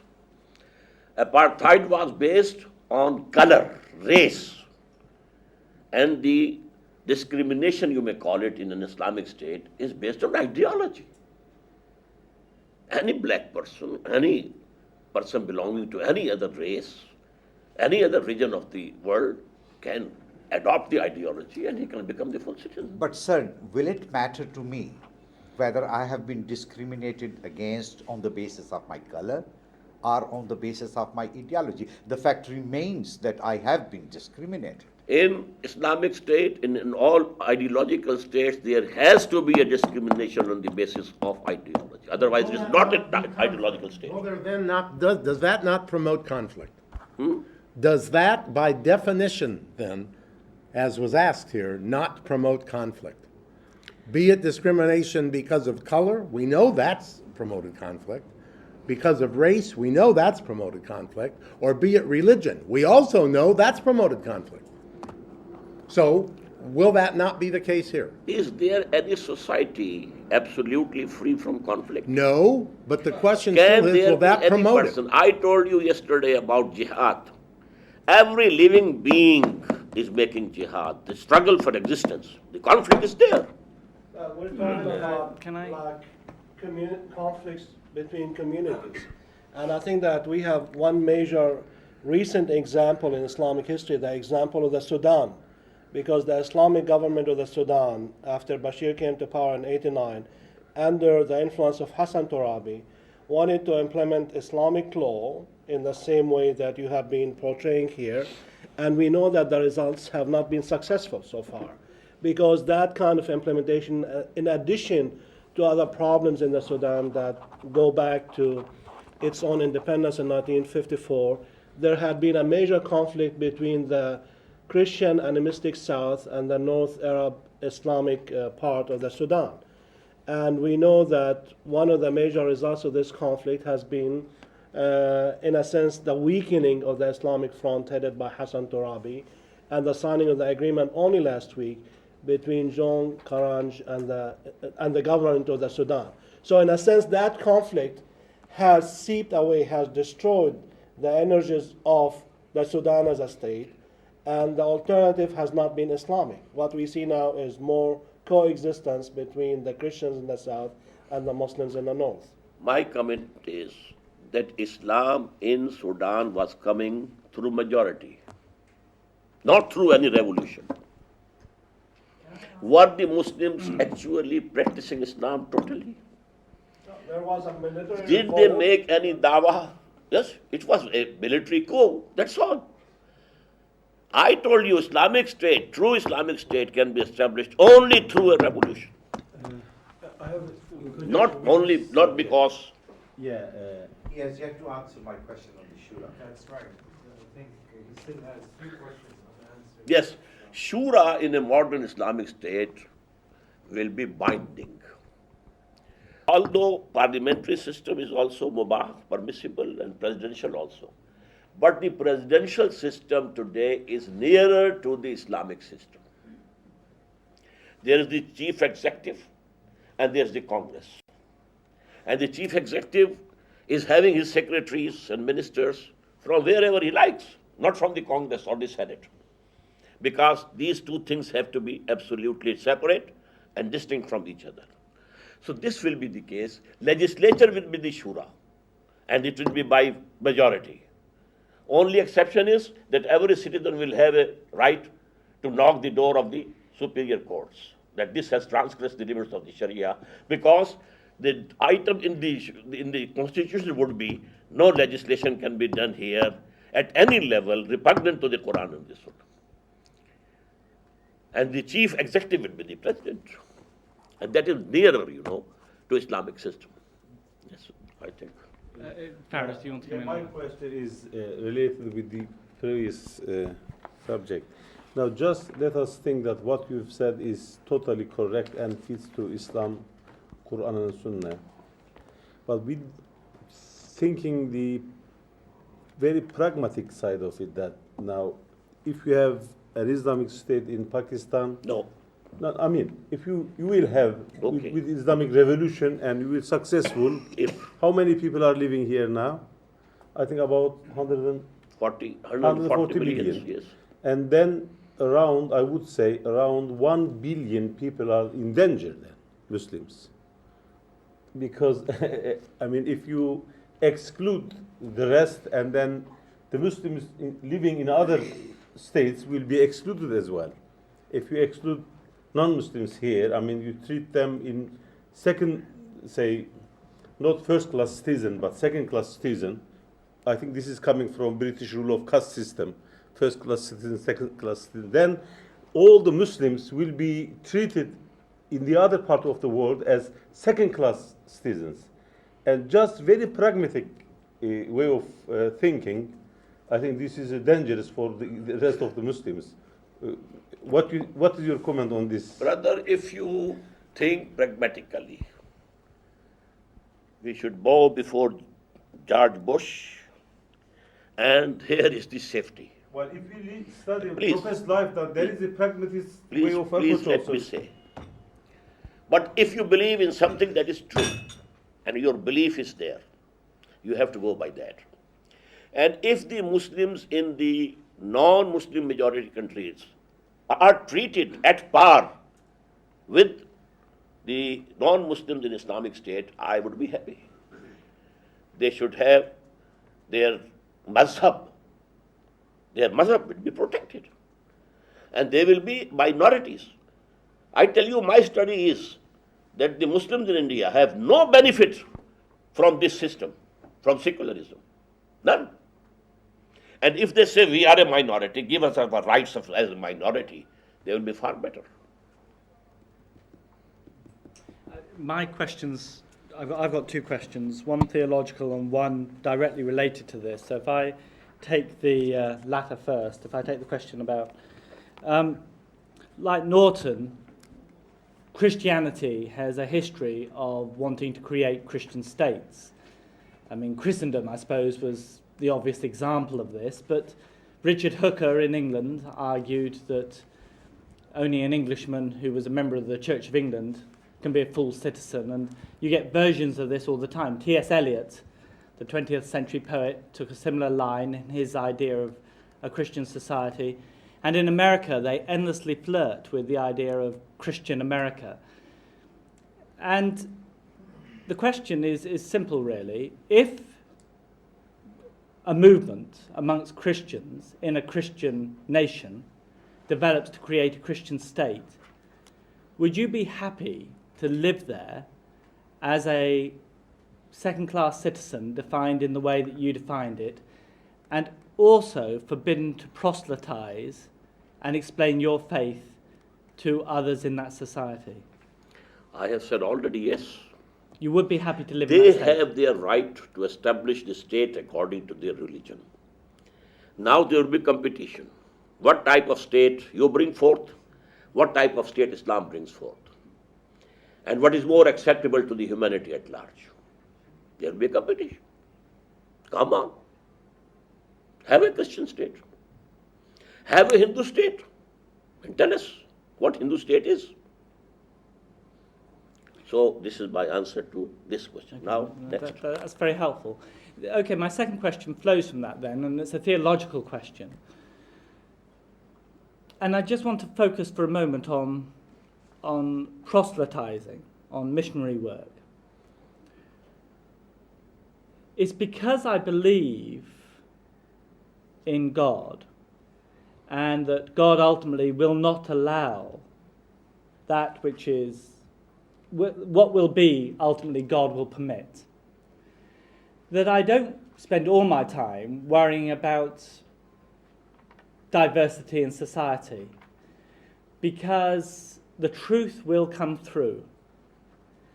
And it's because I'm confident in that truth, I would more than happily invite you to America to visit churches and to explain your understanding of Islam and let people decide what they think is true. Because the God we worship, I'm sufficiently confident in, will allow the varieties of forms of faith to emerge, and whatever is ultimately true can withstand diversity and questions and disagreement. And it's almost as if you don't have sufficient confidence, if you don't mind me saying so, in the God you worship, and you fear that if there are other people in society, they will endlessly undermine your faith. Sounds as if you're not that confident that your faith can withstand diverse perspectives. As far as this question of somebody, some Christian coming to our mosque and be allowed to present his case, I think it is not against Islam. What the missions do, they go and address the depressed classes of the society. And there they help them. And they change their faith on this basis, not on their argument. This is mission. This we will not allow. Number two, because Islam is a state, we can't allow anything which can erode the state. We have to keep the state strong. Okay. Thank you. When we speak about Islamic Ummah is not the same as Islamic State. But you seem to be saying that we need to reconstitute the Islamic Ummah in the modern era by means of an Islamic political system. Now, this is not a new argument, but this is a 20th century argument. This is not a 19th century argument in modern Islamic thought. Take the example of Muhammad Abdu of Egypt or Sir Ahmad Khan of India that you are familiar with. They never argued on behalf of establishing an Islamic state as a means of reconstituting the Islamic Ummah. They said that we can reconstitute Islamic Ummah without an Islamic state. This was very clear in their own writings. Whereas the argument of establishing a political system to safeguard the Islamic Ummah is a 20th century argument appearing primarily with force in the writings and activities of Sheikh Hassan Banna in Egypt, in the writings and activities of, as you know, Maududi in India and later on Pakistan. But this is a novel phenomenon that has to be understood in the context of Islamic responses to colonialism in both situations. Egypt was dominated by the British when the Ikhwan appeared in 1928. India was controlled by the British as well when the Jamaat appeared in Lahore in 1941. So one has to understand that in that sense. But what I'm trying to say that this is true. This is one major Islamic argument that in order to constitute the Islamic Ummah in the present time, we need to have an Islamic political system. That's to say an Islamic state, such as in Iran. But this is only one Islamic argument. Because in the 19th century, this argument was not forceful at all within Islamic circles. Actually, what was happening in the 19th century and the beginning of the 20th century, it was a struggle for freedom. And we were nations. You are using the word Ummah. Where the Ummah exists? There is no Ummah at all. Allama Iqbal was the spokesman for this Ummah, the biggest. But he had to concede in his lectures. No Muslim Ummah exists today. So we have Muslims but not Ummah. Yes. We have Muslim nations. He said, instead we have Muslim nations. And now we have Muslim countries. That's all. There's no Ummah. Ummah must have an Imam. The same route. Imam and Ummah. There's no Ummah. We have to reconstitute it through a truly Islamic state. I would like to That's get helpful. your That's very guidance helpful. Helpful? Thank you. on the second part of your presentation. We haven't talked about economy. I will seek your guidance on some of the points. As you know, there has been a debate about the Islamization of economy in Pakistan. Some kind of interest-free banking was instituted under Ziaul Haq's government in this country. First, I would like your views about the type of interest-free system that was instituted here. But more fundamentally, I would like you to reflect upon the impact on the government financing of Islamic economic system that you are suggesting. Would an Islamic tax code be capable of funding a modern government? And how does Pakistan's current tax regime based on sales tax, income tax, import, export, fit into the Islamic code? And finally, how Pakistan will borrow in international markets? If I can remember, whatever you have said, number one, I don't say that the banking system that was proposed by Zia and later on by the Sharia court is 100% Islamic. There is element of riba and interest in that.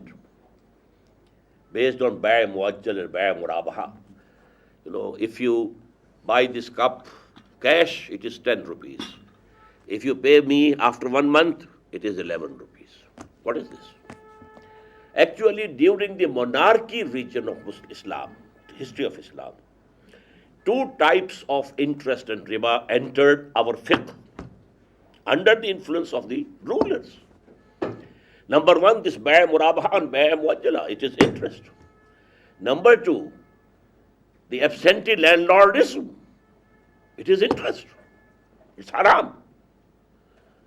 It's haram, forbidden according to Imam Abu Hanifa. It is haram and forbidden according to Imam Malik. It is haram and forbidden according to Shafi'i.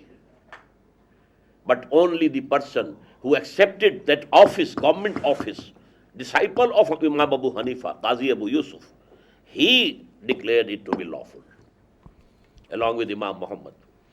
So these are the things, these are the realities over here. And true Islamic economic system can be established only after a truly Islamic revolution. What about the taxes? Yes, taxes are allowed. Import tax, export tax, they were there in the Abbas Caliphate. Zaraib, they were called. So you do not agree with the argument given by some of the ulama that after you collect zakat, state cannot impose any not tax? At all. No. What about international trade? How Pakistan is going to interact with international monetary agencies, international finance, international trade? If we have this self-respect, we shall be on our own feet, on our own legs, and we shall deal with the people. If we are strong enough, they will need to deal with us, and they will deal with us on our own terms. But if we are weak, है जुर्म ज़ईफ़ी की सज़ा मर के वफ़ा जात. Can I just expand on this? Because the economic aspect of your talk this morning was the shortest bit. And to my way of thinking, the economy is the root of everything. Because if you cannot live, you cannot eat, and so forth. If you cannot eat, you cannot live. You cannot live. You cannot, if you haven't. Yeah, obviously. No, this is not the point of what I want to say. The essence of your argument is what I would call Islam in one country. And the problem of the lack of analysis of imperialism and its economic forces, however strong you are overlooking and you are ignoring. Because the essence of imperialism today is through the world bodies of the IMF, the World Bank, and the WTO. And through these mechanisms, the Western world, and in particular the United States, have controlled most of the third world. And none of this comes out. And however you organize internally, you cannot ignore the institutions, and the forces of imperialism. And as far as I can see, you are. Can you comment on that? What was the beginning? How did you begin? Is Islam in one In one country? minute, no. Islam has to become global, and that is the destiny, as I believe. But it will have to start from one country. Just as it started from the Arabian Peninsula, and then that was through conquest. This is Lenin. This is. This is Lenin. But I'm saying what I mean. I have never read Lenin. I think you should. I have never read. You should. But for me, Quran is enough. And the life of the Prophet is enough. I need not read Lenin or Ho Chi Minh or somebody else. So it has to spread then. And I said yesterday, at that time, at the time of the Prophet, the spread was through conquest. Now because you have the television, you have the IT, you have all these measures, you can propagate the ideology throughout the world. And if you produce a sample, a model of true Islamic state, humanity is in search of a just social order. It is running from east to west and west to east, from monarchy to capitalism, from capitalism to communism, from communism back to, what is it? The soul of humanity, soul, is in search of a just social order.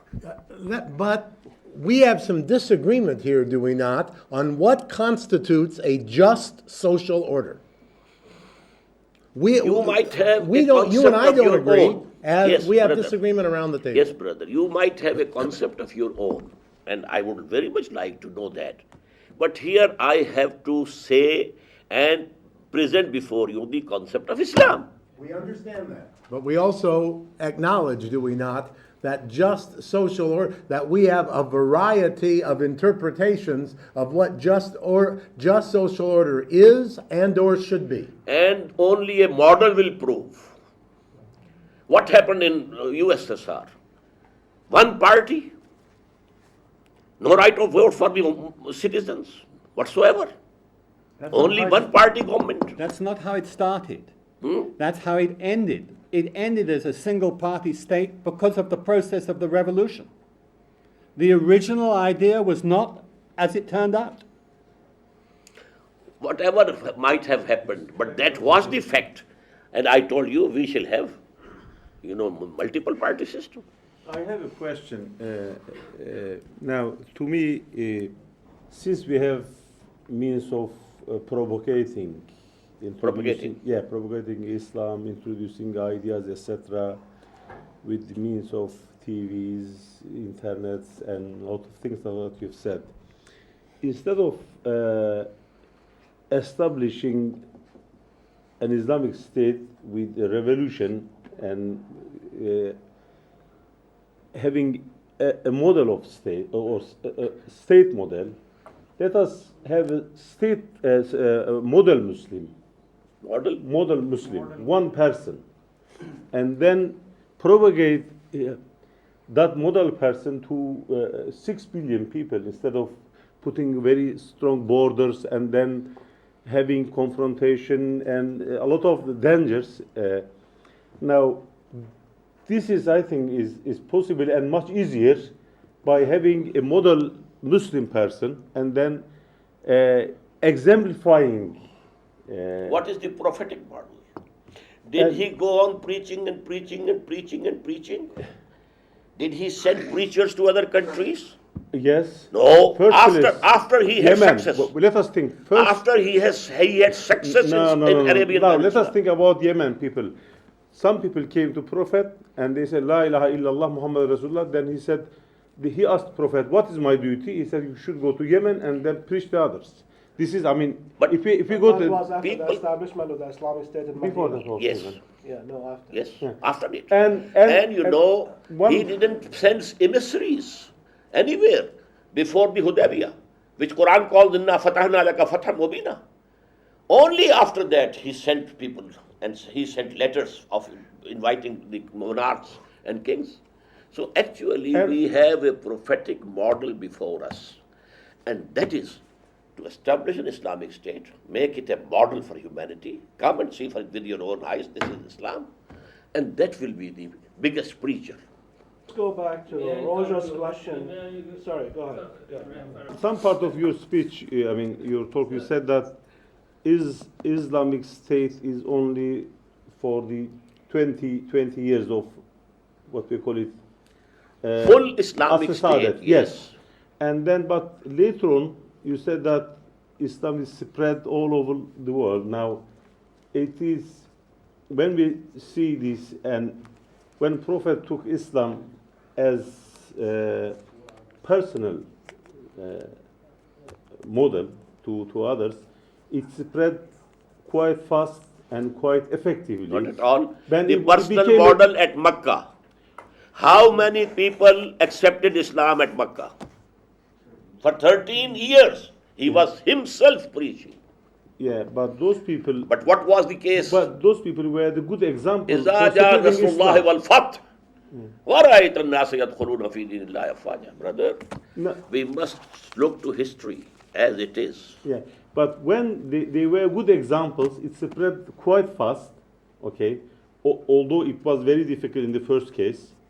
But afterwards, you also accept that it deteriorated from its original, say, line. It and came then one step down. Just, you know, if you have 6 stories building and the final 6 story is gone, 5 were intact. Islamic law was enforced by the kings also. The Sharia was enforced. But the political system was not Islamic now. Dr. Mumtaz Ahmad will make the last comment as an insider. In the lighter As an vein, insider. in the lighter vein,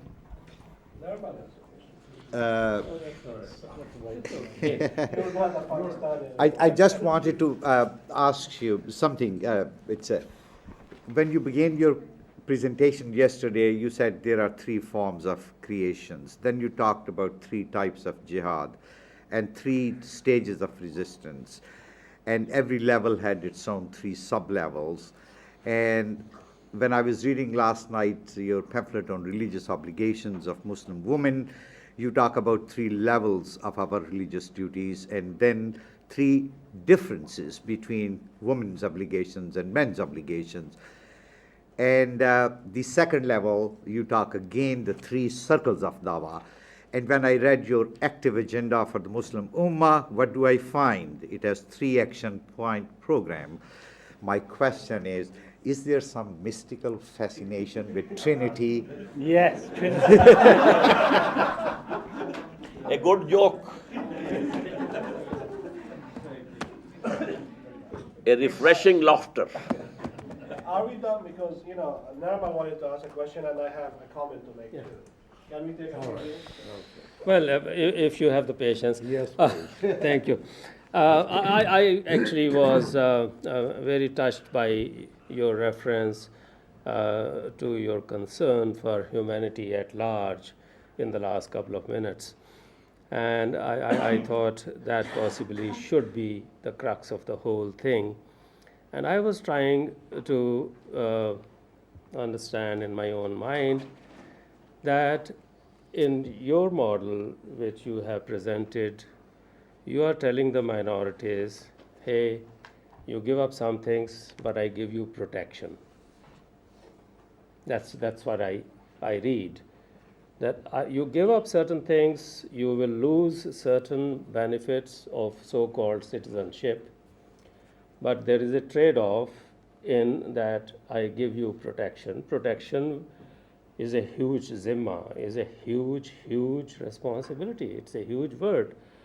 People seek protection, they want security, they want assurance about some kind of stability, about their way of life, about various things. Okay, without dilating on it. And what I was thinking in a constructive way of suggestion was this, that possibly if there could be some kind of a comparative evaluation of your model vis-a-vis the democratic structure, the compassionate conservative capitalism or something which is propagated, uh, that as to the likely advantages and disadvantages that accrue to minorities, because eventually we are looking for harmony of some kind. And minorities are not essentially based on religion, they can be based on various things. And minorities emerge, new minorities. If Pakistan was 100% Muslim, even then new minorities will emerge. There will be sectarian, there are more Shias killed in Pakistan than Sikhs or Hindus in the last 50 years. So I see that Sikhs and Hindus, possibly, whatever their small population is, they have been very safe. Somehow the Zimma has been taken and they have been protected, whereas the Muslim Zimma has not been taken in India, and they've been killed in large numbers. But they have other opportunities. Is there some kind of a potential trade-off? Is there in the aggregate a possibility that we can create a more humane society? Because your concern, expressed concern of your faith and every faith is eventually that we are all God's children, whatever our calling, and God intended for us that this life and this world should be for us to live, to love God, to love God's creation, to do service, and to realize the higher truth, and to realize it living here in this world with one another. So that's my All suggestion. those things that you have said are very precious and they must be sought out. But what about the law? That is not my problem. I'm looking for a human What about society, the law? and law What about will the follow. system? Law There should can follow. be one law. There can be one system. So you have to establish the law and the system of your own and give the maximum facilities to those who don't agree with you. That's all. Thank you. We will reassemble here at 6:15 sharp. 6:15.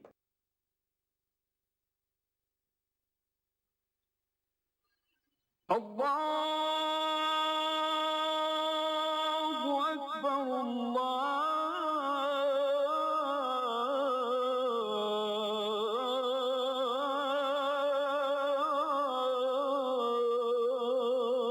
الله أكبر لا